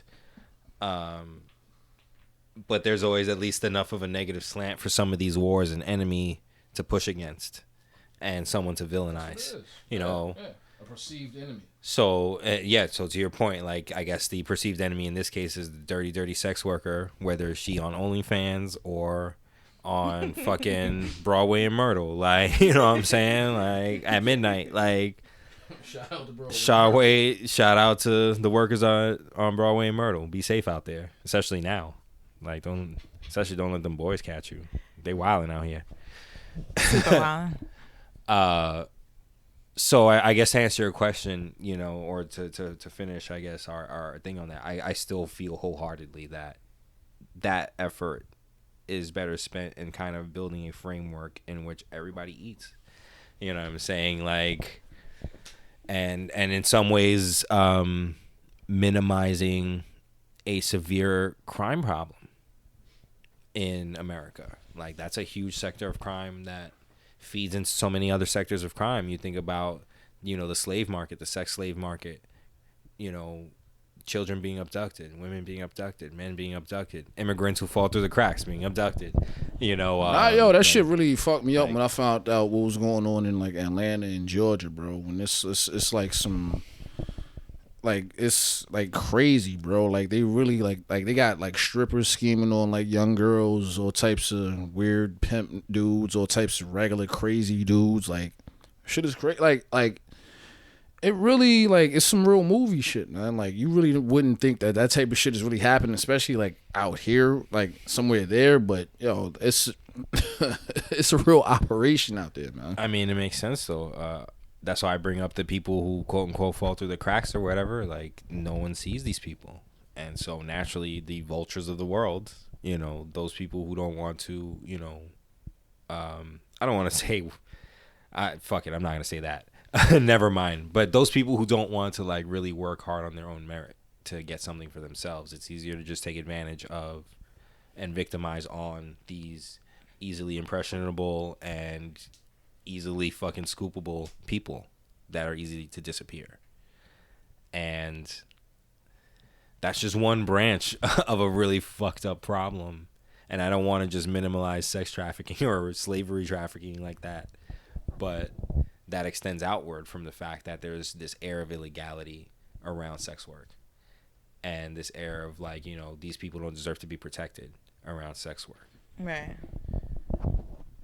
Oh yeah, no. I mean, well, look again. When we talk about societal shit, it's just the devaluing of women, bro, and just, you know, our female counterparts, man. And it's fucked up, and you know All sex workers. Well, yeah. I mean, yeah. I mean, do you guys really think it's fucked up, sex workers? Huh? Because I kind of feel like, depending on where you're from, and like, a lot of girls could be doing it to support their families. It's not so much that they want to be, you know, that they want to fuck older guys who could be their fathers and grandfathers. Like, it could be like they're really fucking poor, and they could resort to that as kind of like a part of desperation. Yeah, no. I don't care if they resort to that because they need a fucking JO and are trying to get this money. Once again, get your money. I have your money. No. For whatever reason, you got to get this money as long as you remain relatively safe. My issue is the safety part. And the exploitation part. That's why I brought up the whole Atlanta thing and the too. severe loss of money and benefits that comes to a society because of a sector that is needlessly criminalized for something that most people enjoy, definitely, and need in their quote unquote need in their lives. Well, no, certain, yeah, well, no. Honestly, like we both talking about the two ends of the spectrum, because what I was talking about was just flat out like individuals who are being forced into that. You know what I'm saying? Like, but somebody who honestly can not manipulate but control their environment in regards to that, by all means. I mean, look, if that's what you got to do, so be it. You know what I'm saying? Like, at least you ain't on Love and Hip Hop. You know what I'm saying? At least you're really contributing to society. You know what I'm saying? Here come those fans. It's over. When we 100 videos deep, they're gonna be them Love and Hip Hop fans. You talk shit on episode 6 about Love and Hip Hop fans, and I don't like that shit. I mean, it's supposed to help them jumpstart their career. That's what they say. Hey, I mean, it's supposed to help them with their music. It worked kinda in very limited instances. It worked with like 2 people, man. Maybe 2 people. Cardi B and whoever else, man. Just Cardi, really. Well, shout out to Cardi. Good for you, girl. Yeah, I'm saying. But either way, you know what I'm saying, either way. Talk about making your money. Oh yeah. I mean, by any means, but at the same time, someone who was enterprising. You know what I'm saying? So I mean, again, if you doing what you need to do to get the bread, so be it. I would. Here come those Cardi B haters, son, in the comments. They're coming. I mean, I ain't saying who said anything bad, son. No, I'm talking about the ones who are instantly like, "Well, she drug dudes." And oh, the haters. Yeah. The niggas who are immediate. I've seen this so much in a lot of videos about her and like threads about her. Like immediate, like, "Oh, well, she drug dudes." Well, that just goes back to the conversation earlier about thirst traps and those the effects. You know what I'm saying? Well, this ain't the portion of the conversation for them, son. But either way, son, we're talking about people who are enterprising, positive, who grow. Now, listen, if you gotta, you know what I'm saying, do whatever you need to do to get the bread, so be it. I would just ask if you can figure something out based upon your later life. You know what I'm saying? You may not want to do that. You know, it you know, that cute factor, man. AKA, don't drug people and rob them, though, if you can help it. If you gotta do it, then so be it, I guess. But I guess don't get caught then. Look, if you a goon, just don't kill nobody, man. You know what I'm saying? Yeah, most importantly, yeah. Just don't kill nobody. If you want to leave somebody butt ass naked in Yonkers, do that, but leave them alive. It's terrible, but at least they make sure they can go home. At least leave them maybe with their drawers, at least, so they ain't hanging out. You know what I'm saying? You gotta make a statement. No drawers. Oh, no drawers. You're a ruthless, I mean, like, how different is Cardi B drugging a dude and robbing him than a man purposely buying a girl mad drinks to get her drunk so that she could loosen her inhibitions and he can fuck her at the end of the night? There's no difference. You know? There's no difference. there's an element of advantage taking in both situations. Scheme is a scheme. Exactly. Right. You know, that's all. And yes, the two cases are seen differently, but there's still an element of like, I'm not trying to like let this nigga go because she did that shit. She did that shit. I'm just not gonna be fucking down her throat about it. Right. Like in every thread. You know what I'm saying? Like, you know, they if it wasn't her, they probably would have did to somebody else. And no, they may have Bill Cosby some wild shit. So you know what I mean. Like the reality is, Cardi seems like a real logical individual. So she probably did that to the lamest goons ever. Yeah. You know what I'm saying?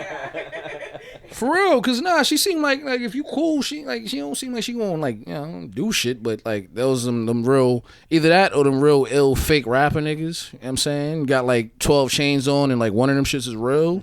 You know what I'm saying, and she's like, "Oh, word, you got that bread, huh? Okay, about to see what's up, bruh.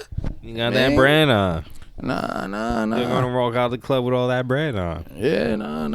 Then you know what I'm saying, then she turned into fucking Keisha from this nigga Dave East, son. You know what I'm saying?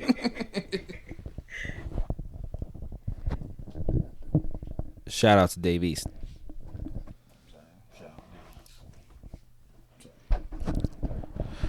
But yeah, we I don't know how we can actually perfect the whole relationship thing because nobody was ever placed on earth with a good blueprint. We all just fucking handbook. Yeah. Yeah, no. Yeah, we all a bunch of damn wolves trying to figure it out, man. And we are fickle. I expressed that before, and I'll express that again. All of us, we fickle as hell. We want one thing, then we want the other. It's hard. It's a hard seesaw to please. No, I mean, well, just based upon what you just said, sir, we want certainty in an uncertain world, man. That's like asking for that Prince Charming shit, on that fucking graph that that we saw the other day. That's the cute, the crazy matrix. You know what I'm saying? Yeah. I'm not even gonna get into that right now. But if you out there and you like an 8/7, I don't know. I may deal with you. Shut up. You know what I mean? But yeah. We love all y'all. But yeah, man. Relationship seems to be the one word in the human language or the various human languages that seems to be unattainable. We basically have yet to really, decipher that hieroglyphic, man. Well, we want to be understood, and it's also on that Moulin Rouge shit. We want to be loved in return. Great movie. I'm saying great video too. Oh yeah. Great song. Great song. I don't know, man. Like it's weird because if you're around enough people, you will come around that one couple that seems to be perfect, but you can't put too much into that because they're really not perfect. Definitely not, because you never see the fights. Even if they have that rapport and that thing you envy, and damn, I definitely have had friends like that. I've definitely seen relationships like that. Definitely like, damn, why can't I have that? Like, why can't I have someone who understands me? Yeah. And holds me down like that. And that shit takes work. Always takes work, and it's rough because we don't want to do work. We want things to be like in the honeymoon period y'all mentioned earlier, where shit is easy. We laugh at everything, the other person says.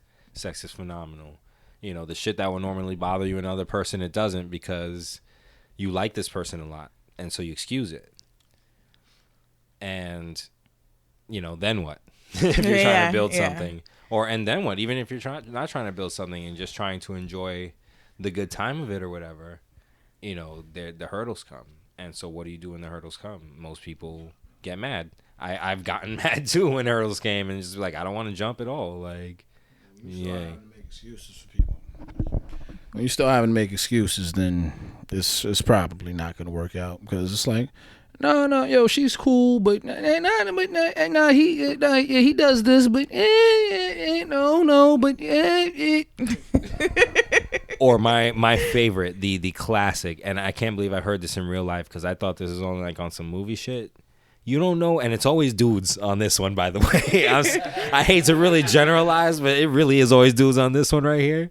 It's like, you don't know what he's like when we're alone together. You don't know he's a different he's the different when he's with me. Nah. Yeah, nah, man. Yeah, no, it's just, no. He understands me. All that dumb. No. Listen, when you have to really start making excuses, you're probably Even if he does, he's still a jerk.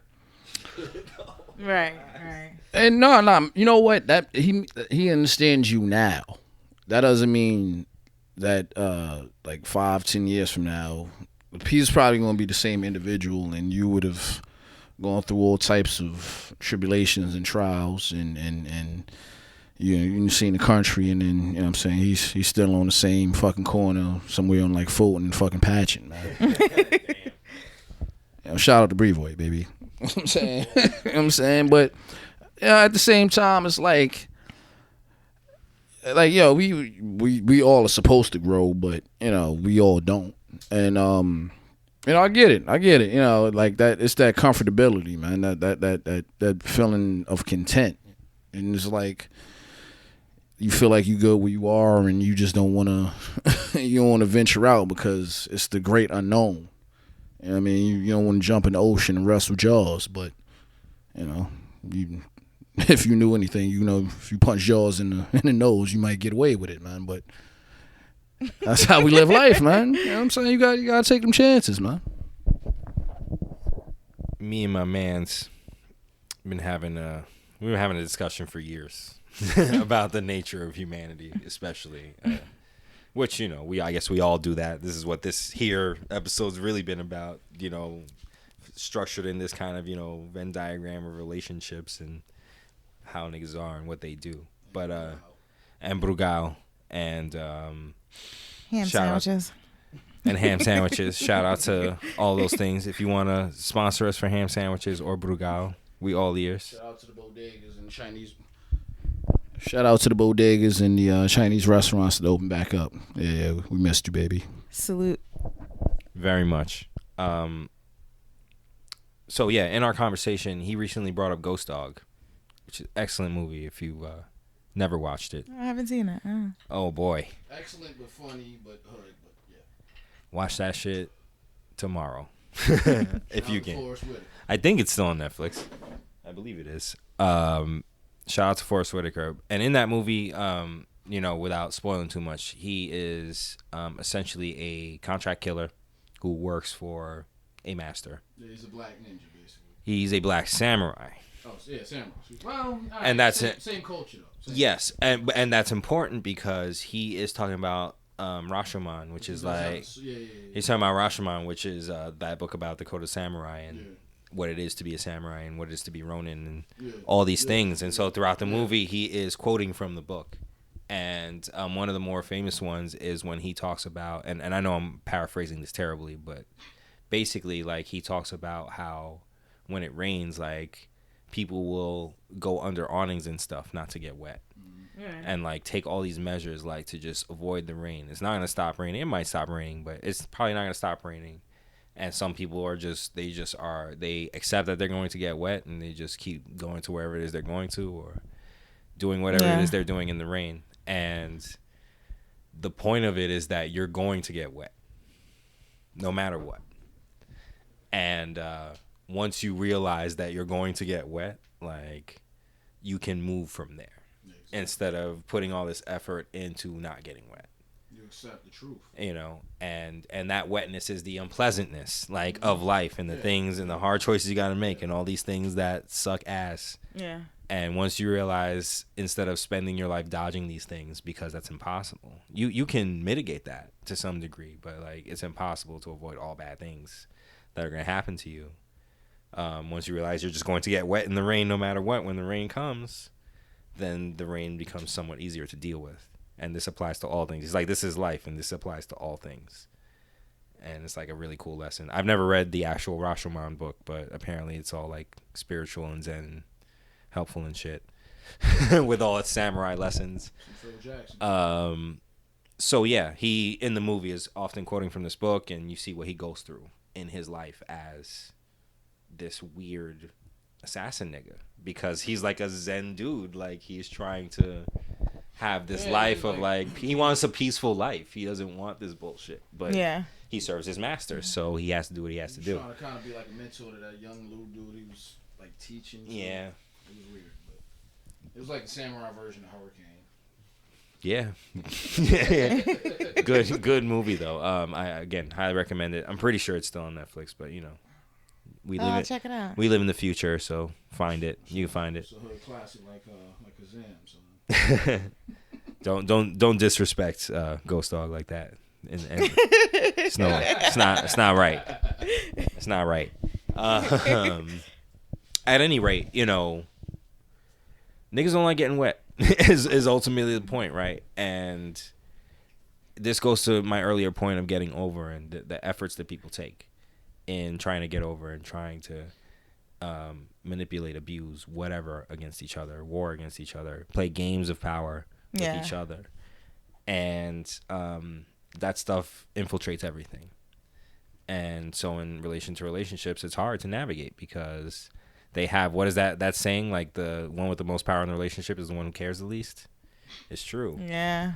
And so you have to navigate that dynamic. Yeah. Well, does that mean that I shouldn't care so much about her to show that, you know, I have the upper hand in the relationship? Like, you know, it becomes this whole, like, you know, all these gymnastics that we want to hop through, and it muddies things up a lot.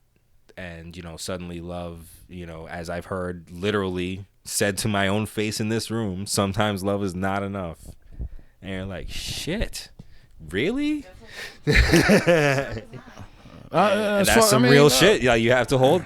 You gotta hold it, like, you know, and it's unfortunate, but you just gotta hold that sometimes.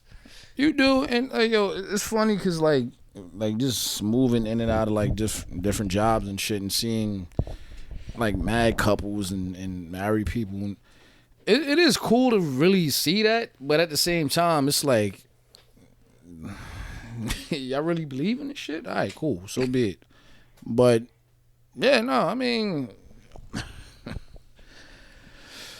yeah, no, we definitely take a lot of leaps in life, and I know I have, and you know, but at the same time, we attract who we really want. You know what I'm saying? Even though it's subliminal or subconsciously, and you know, because for the longest time, I know I was attracting a lot of questionable individuals. But you know, that just on the, you know, I think we've all been there though. Yeah. So it's like, but you know what? That's just another part of growth, though. You know, it's a part of growth, and again, what Brother Snake was talking about, that those, I respect. You know, you taking that leap of faith, but if you keep jumping off the cliff repeatedly, that same cliff, the problem may be with you. You know what I'm saying? Right. But yeah, no. Like a lot of people don't want to take that leap. A lot of people don't want to step in the rain. A lot of people don't want to. They want to stand in the 3-foot pool, but they don't want to go into the 5-foot pool because they can't swim or whatever. But you know, like that's life, though. You know, we secretly need those uncomfortable situations, man, and those situations where it's like, you know, you down, but you still know, like, you know, I got to pick myself up. You know, deep down, yeah. You know, it's like, all right, this first of all, it's nowhere near like breaking me, but at the same time, it's like, this was definitely a real haymaker, but fuck it, I'm gonna roll with the punches, man. You know, it's on some real old head shit. You know, I don't know if that was Marvin Gaye, but you gotta roll with the punches, man. And you know, especially and now, keep pushing forward.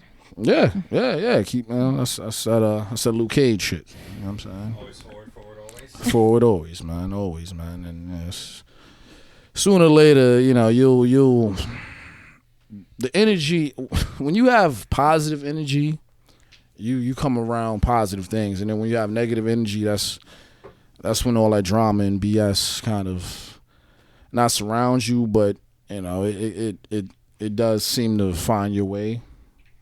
And that's bad too, because I know a lot of people that are like real, like legitimately good people, but their past life it obviously hasn't left them, and like all that negative shit just still keeps, like they seem to still attract it. You know what I'm saying? It's like, yeah, it's messed up, but that's why I'm like, just think the positive shit, the negative shit it has to be there, but you don't want it to constantly be there, so we live and move on. Yeah, so essentially, like in life there's gonna be shit that we gotta go through, as you said, but it's more so like, as long as you go through shit and you take at least one little lesson from it and you apply it to your next situation, I feel like that's what matters. If you go through certain fucked up situations and you didn't get anything from it, it's like you're most likely going to continue in that pattern and continue feeling fucked up all the time and probably still stay with that same negative energy. Yeah, because subconsciously you probably want it without even really realizing that.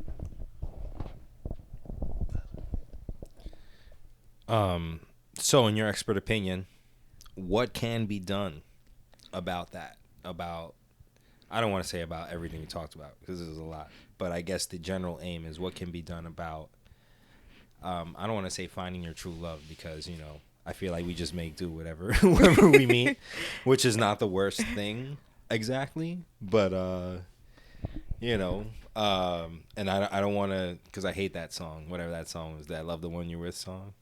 If you can't be with the one you love the one you're with. Who sings that? Yeah, is that like some oldie? Okay. Yeah, some old shit. I can't even think of who sings it right now. It's definitely some shit they play on like Light FM every day in New York or whatever. I haven't heard that you hear in dentist offices and whatnot. Shout out to Light FM if you still exist. Probably not. But what can be done? Like, how can you? I guess what question I'm always aiming at personally, especially when it comes to societal mores and how we relate to each other and things like that, is I don't want to say how can we attack this problem, because this feeling is never going to go away. People are always going to be selfish or want to get over on each other in some way, however small or large. How do we cope with that? How do we deal with not taking it so personally? How do we deal with realizing that ultimately you and me and whoever else is in this relationship, for those polyamorous folks out there, how do we get through this together, if possible? If that is the goal anyway. If the goal is just to be friends with benefits, or we fucking until we find somebody better, right? Then state that. Right. Again, but not everyone is up front either. I understand that. Yeah. I was gonna say that. I understand that. It's easy for me to stand up here. Literally, I'm standing right now. It's easy for me to stand up here and say that, just lay it out on the table and be who you are. No, I know that it's real hard to really bury your shit like that, especially since most people, I feel, don't know what to do with that. Right. Much less respect it or try to figure out boundaries and things like that. I and myself have that issue. Like, I'm not innocent, Yeah. I feel like a lot of times too, it's like, especially when you meet someone new or you like someone, it's like you have a fear of laying all your cards out on the table because you don't want to, in a way, like run them away or give them a reason to like not like you as much, you know? No, I mean, like, yeah, I get it. I mean, no, I like do. That's how some people think. No, they do, and like again, like, you know what I'm saying, I really get it, because everybody can't totally be upfront with themselves, and again, I'm able to do that, but it's still hard, you know what I'm saying? And it's like you really you really got to really dive deep and be like, all right, I'm really not cool with this, but all right, fuck it, whatever. It is what it is. But a lot of people can't do that, and that's what happens. You get two people together that can't do that, and then you know what I'm saying, one cheats on the other one, or one is not even cheating, but just just out all the time, just saying, you know, fuck that. Like, it's not even a relationship, and it's just total exile. And that doesn't even, like, if you could really just be upfront from the beginning, things would be way better. Because then you don't have to waste that energy on, truthfully, being fake in a in a relationship that you know you're not gonna really try to make work. You know what I'm saying? And Yeah. And like, honestly, like, and we live in an age where it's just like a lot of people still are just in relationships just to say that they're in them shits. Oh, absolutely. Yeah. And like that shit, I'm like, damn, I get it, but is it really that serious? Like, maybe this could be a topic for another episode, but like, I'm saying the psychology of people that stay together for the sake of a baby. Folks. For the sake of a baby. There's a lot of people that do that. Wait, I don't want to cut you off here, but does that mean you're signing? You signing a contract? I mean, I can make another guest appearance. Oh. Yeah, I can. Oh, you want the 10-day? Nah, boy, she brawling us right now, son. She's gonna sign that one podcast deal, son. I mean, she'll re-sign after the next one. Exactly. Well, what were you gonna negotiate? I'm sorry. So you were saying, like, in this scenario? No, cause I recently know someone who told me that like one of his close boys was like pretty much about to break up with this girl who he's been with for 10 years now to this day. And then I guess around that same time, they was gonna be legit done with each other. Like, the girl was pregnant at that time. When he was breaking up? Yeah, oh, and some grimer shit. And like literally the only reason why they're still together, basically, he told me, is because they wanted to make it work for the sake of the baby, being that she was pregnant. Oh boy, we know how many well-adjusted children that's churned out. Oh no! I had a psychology class with a shorty that like specifically said that it didn't really fuck her world up, but she was like, yeah, like her parents had pretty much stayed together till like a certain point, and I think they had dead ass divorced when she got to college, and then she was like, yo, that shit is whack because I went through my whole life thinking shit was cool when it really wasn't, man. And she was like, yeah, I ain't like that. And like honestly, that shit is unfair because honestly, for your kids, they should know the truth from jump. Like don't build this crazy fantasy world and then destroy the shit, son. Don't build Disney World and blow the shit up. You know what I mean? Just keep 100. Like, listen, like we tried to make it work. We had y'all. Some people aren't meant to be together. Period. It don't mean that you're bad people. It's just the reality. It's reality. Yeah. I mean, and this probably may be another topic. I got a lot of friends that hate their BMs. For those who don't know what that is, that's baby moms, and I know a lot of females that hate their baby fathers. So, and that's definitely another topic. I'm not even gonna do it. But no. Just in relation to your kids are the main the main objective. You know what I'm saying? So whatever shit y'all got going on, it don't matter because y'all both brought whoever that is into this world. So the reality is y'all both have that job to raise them. You know what I'm saying? And at least be there for them. You know what I mean? It's like because y'all brought them here. They didn't choose to come here.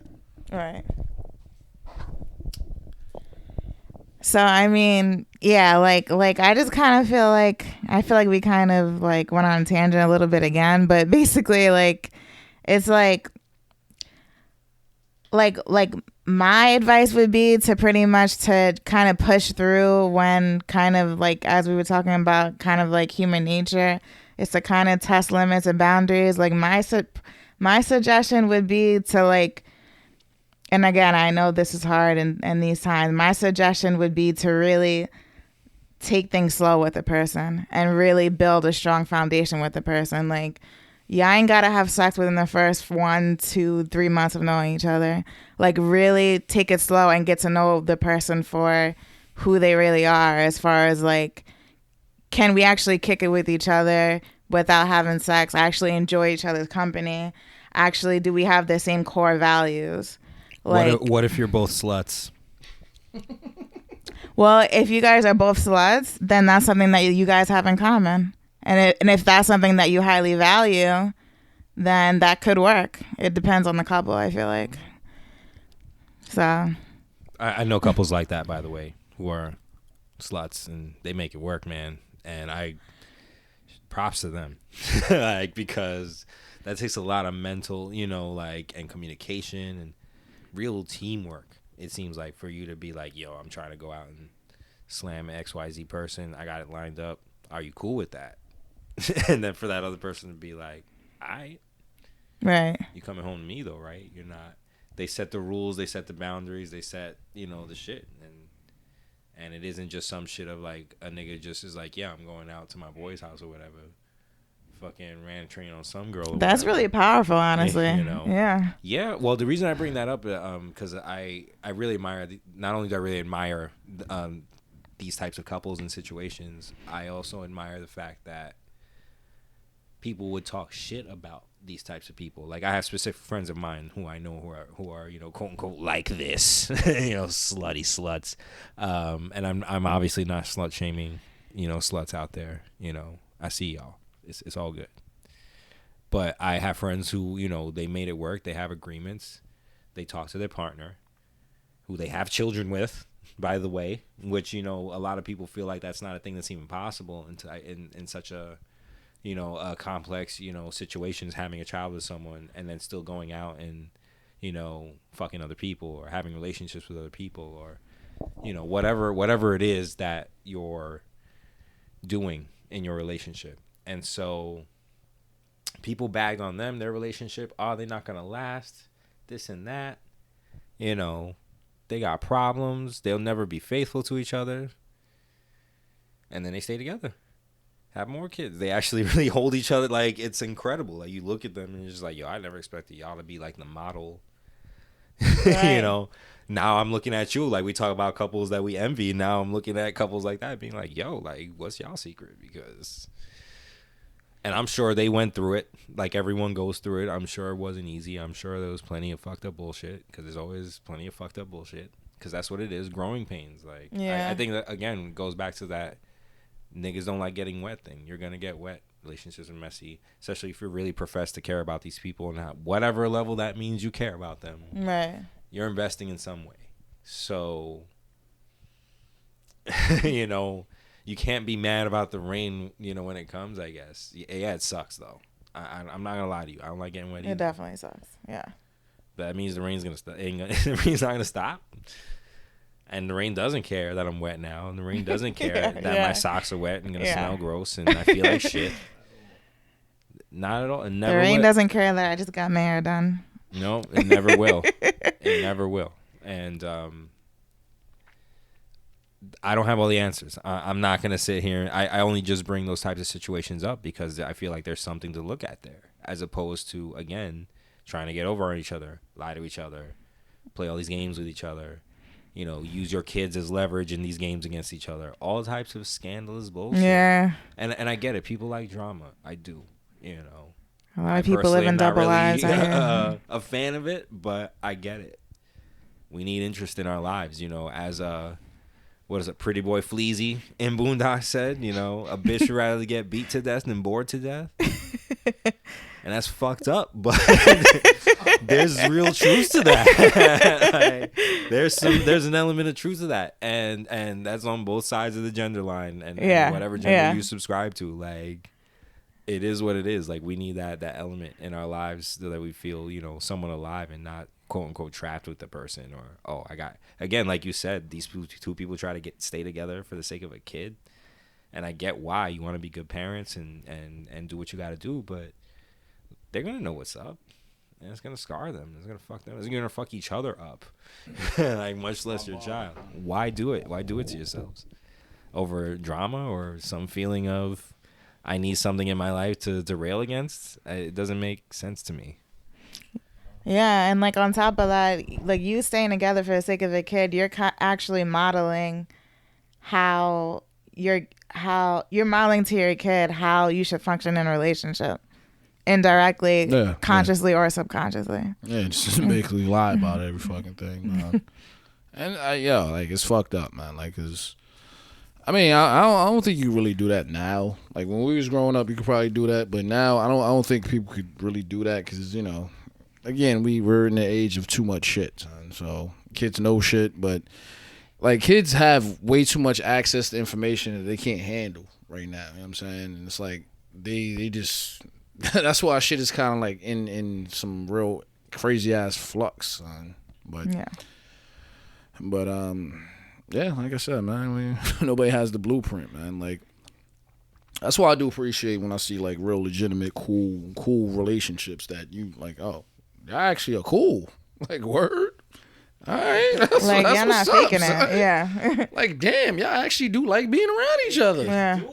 Yeah. Yeah, that's what I'm saying. Like I'm like, all right, but again, like obviously it takes mad, you know what I'm saying, work and elbow grease and just understanding and communication, man. Which Absolutely. yeah, obviously, if you've had any part of a shitty job, you understand communication. It sucks, man. But again, that goes back to not wanting to have that rain hit you. Those real uncomfortable conversations and really wanting to delve into yourself to be better for whoever you're with. You know what I'm saying? And a lot of us don't want to do that, man. And you have to be accountable for your actions and admit that you're wrong. That's a big part of it too. Yeah. In order to improve. Yeah. I mean, that's the foundation of communication. Like just like I said, understanding the truth, especially about yourself. Because again, when you can understand the truth about yourself, then it's like, all right, you know what? Then I'm gonna be open and listening to whatever outside perspective I have. I don't know about y'all, but I'm always right. I mean, well, you know what? You're gonna stay single for the rest of your life, all right, buddy? Damn. You ain't lie. Well, I mean, whenever we can uncover the lost tapes of the earlier fucking cast, then you'll hear the snake saltiness, and you'll understand what us. Oh yeah, listen, man. I'm saying I'm not Don King, but I'm knocking niggas out here, baby. But listen, I'm saying, but because honestly, I go through life looking at all of this ill shit, and it's like, people really do end up together. You know what I'm saying? Seeing couples and seeing them grow old, and it's like, this shit does really happen. But again, like TV and media and all that extra shit, they kind of distort that type of shit, man.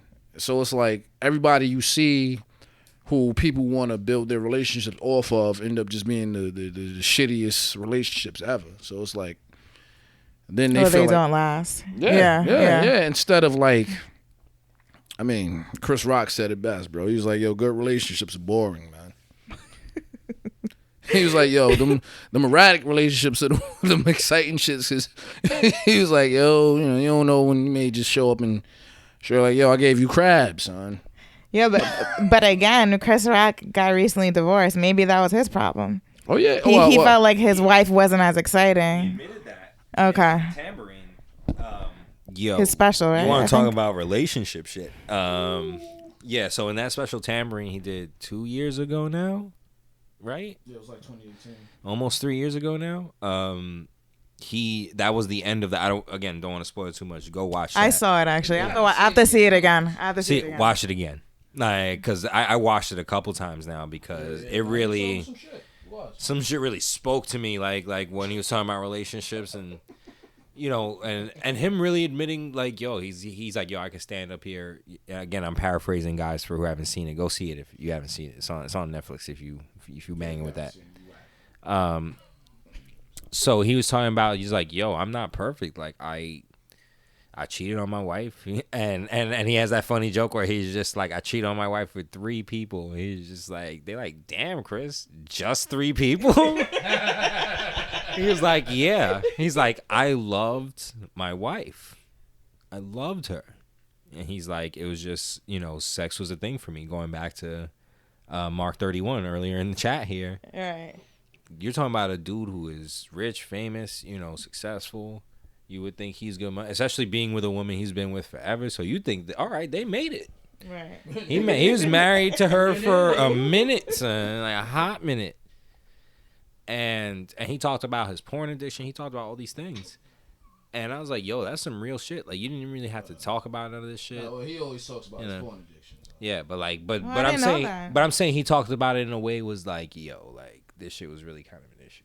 Yeah. No, he's always talking. He's like since like 96. He's always kind of. Yeah, you know, the Janet Jack me jokes, all that. Yeah. Kobe Ty. I mean, shout out to Kobe Ty. The Batman full of pornos. Yeah. But he's like, nah, like just the way he had gone into it this time, he's just like, yo, it was not healthy. He's like, you just really. He's like, yo, I'm not ashamed. Like, he's like, I'm not ashamed of that. I like all this shit. Like, it was just like fantasy aspect, man. It was just, yeah, exactly. It was just each time. It was like that South Park episode where it's like, you know, it's harder to come each time. You gotta like look at all this nasty shit. Just he was just watching. You get desensitized. He was just watching too much fucking Megan Thee Stallion videos, man. Exactly. Shout out to Megan, hot girl Meg. So yeah, you know, it was just that, and I feel like that's an issue for a lot of us. I say a lot of us men because definitely a lot of us men are super porn addicted. I'm not even gonna front, because again, the ease of access, like right. It's just.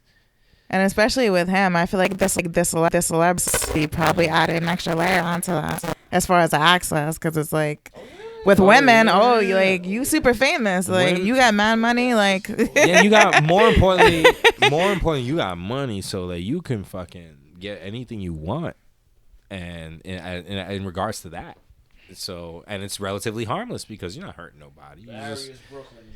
You just on OnlyFans or whatever. You just on many vids. You just chilling. You buying nasty videos from hipster girls from Bed-Stuy. You know, that's what you're about, and no shame on that. Like, I'm with it, but you know, I like how he highlighted what an issue it was and how it related to his relationship and how it was one of the things that was a splinter in his relationship and in himself, like as a person. Yeah. You know, like, so seeing old Chris Rock really like go on some soliloquies like is really kind of nice, because again, this is a man who didn't have to do that. This is a man who could have fronted the whole way through and been like, my wife was a bitch. Not that I think he would have done that. The love of his now ex-wife clearly like shone through in that. Still, he's like, yo, I love my wife. Yeah. Oh, he did. Yeah. So like, he said he does prefer showing off more than she can. Yeah. He did. He was like, yo. Told his kids, yo, you want me to bring Lady Gaga to make some breakfast for you? Your moms can't do that. Mm-hmm. He's like, then Lady Gaga really came to fuck over and made pancakes. You know what I'm saying? So it's cool, you know. Watch it again, because I only say that because I watched it again somewhat recently, and again, it hit me in the same way. I was like, damn, like, this nigga is talking that shit like right here. And another thing that also resonated with me, just as a quick aside, was like, relationships are easy. He's like, relationships are easy. All you gotta do is fuck and go places.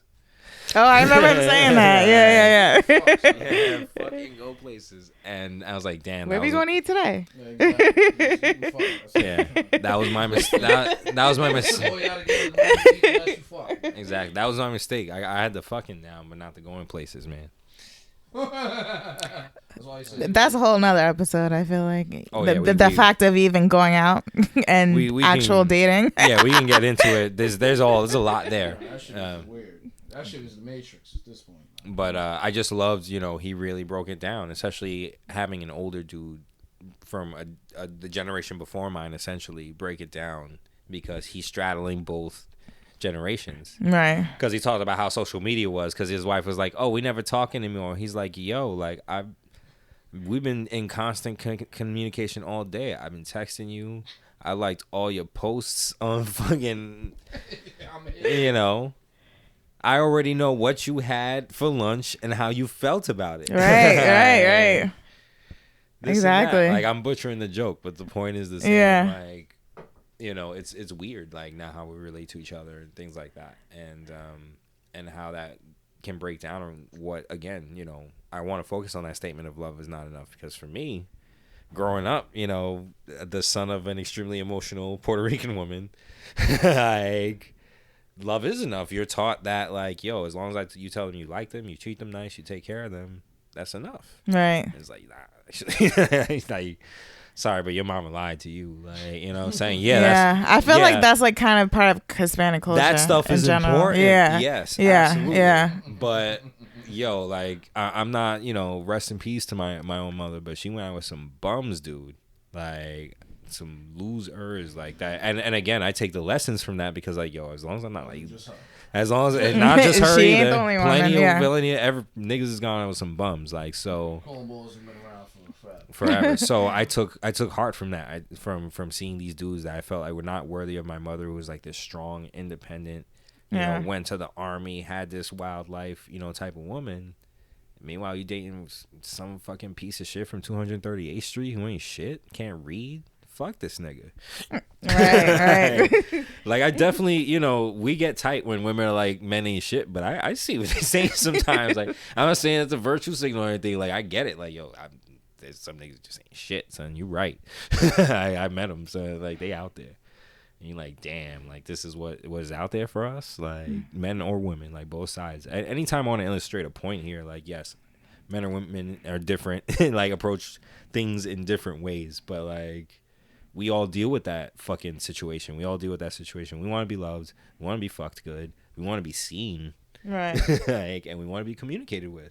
I think those are kind of like the tenets of the relationship. Like, and not that I want to place this emphasis on fucking, but you hear so many relationships where it's like, oh, we weren't having sex anymore, or sex is bad, or this or that. Right. And that's that first chop in the fucking relationship, because that splinters into everything else. Like, and I don't understand why it's so hard to maintain those things unless, again, it takes work. Work is hard. Work is hard, and developing new habits is hard, and not feeling and like sacrificing, especially sacrificing, and not treating your partner or partners like they're gonna be like the other people who screwed you over in life. Right. Because I feel that's a major hurdle for all of us. Because we're always thinking about, oh, well, what about those people who fucked us over then? They acted just like you acted, and now they're gonna forever. Like, instead of just being like, all right, like I have to be clear and present, and then now and be like, all right, well, right now this is what I see, and this is what I perceive, and this is what and hopefully like that perception and those judgments work out. It takes time, man. Yeah. I mean, it takes time, and again, it's case to case. We've all heard various stories of all types of fucking flimflammery and malarkey and bullshit and whatnot. Honestly, real horror stories, and honestly, I can't blame certain individuals for being traumatized from that, because it is hard to really get out of that kind of mindset, and that just those feelings that still fucking, just make your fucking blood boil and just, get the head in the back of your neck standing up. But I get it. Believe me, I get it. But it's hard to step out of that phone booth and really look around and be like, all right, that was one situation. This person kind of has certain things going with them that reminds me of this, but let me see where this goes. But again, like that's that leap of faith that a lot of people don't want to take. So yeah, we can complain about not pursuing shit and not getting further, but yeah, we But we Gucci, man. Gucci Poochie. But we still trying to figure it out, man. Still trying to figure it out.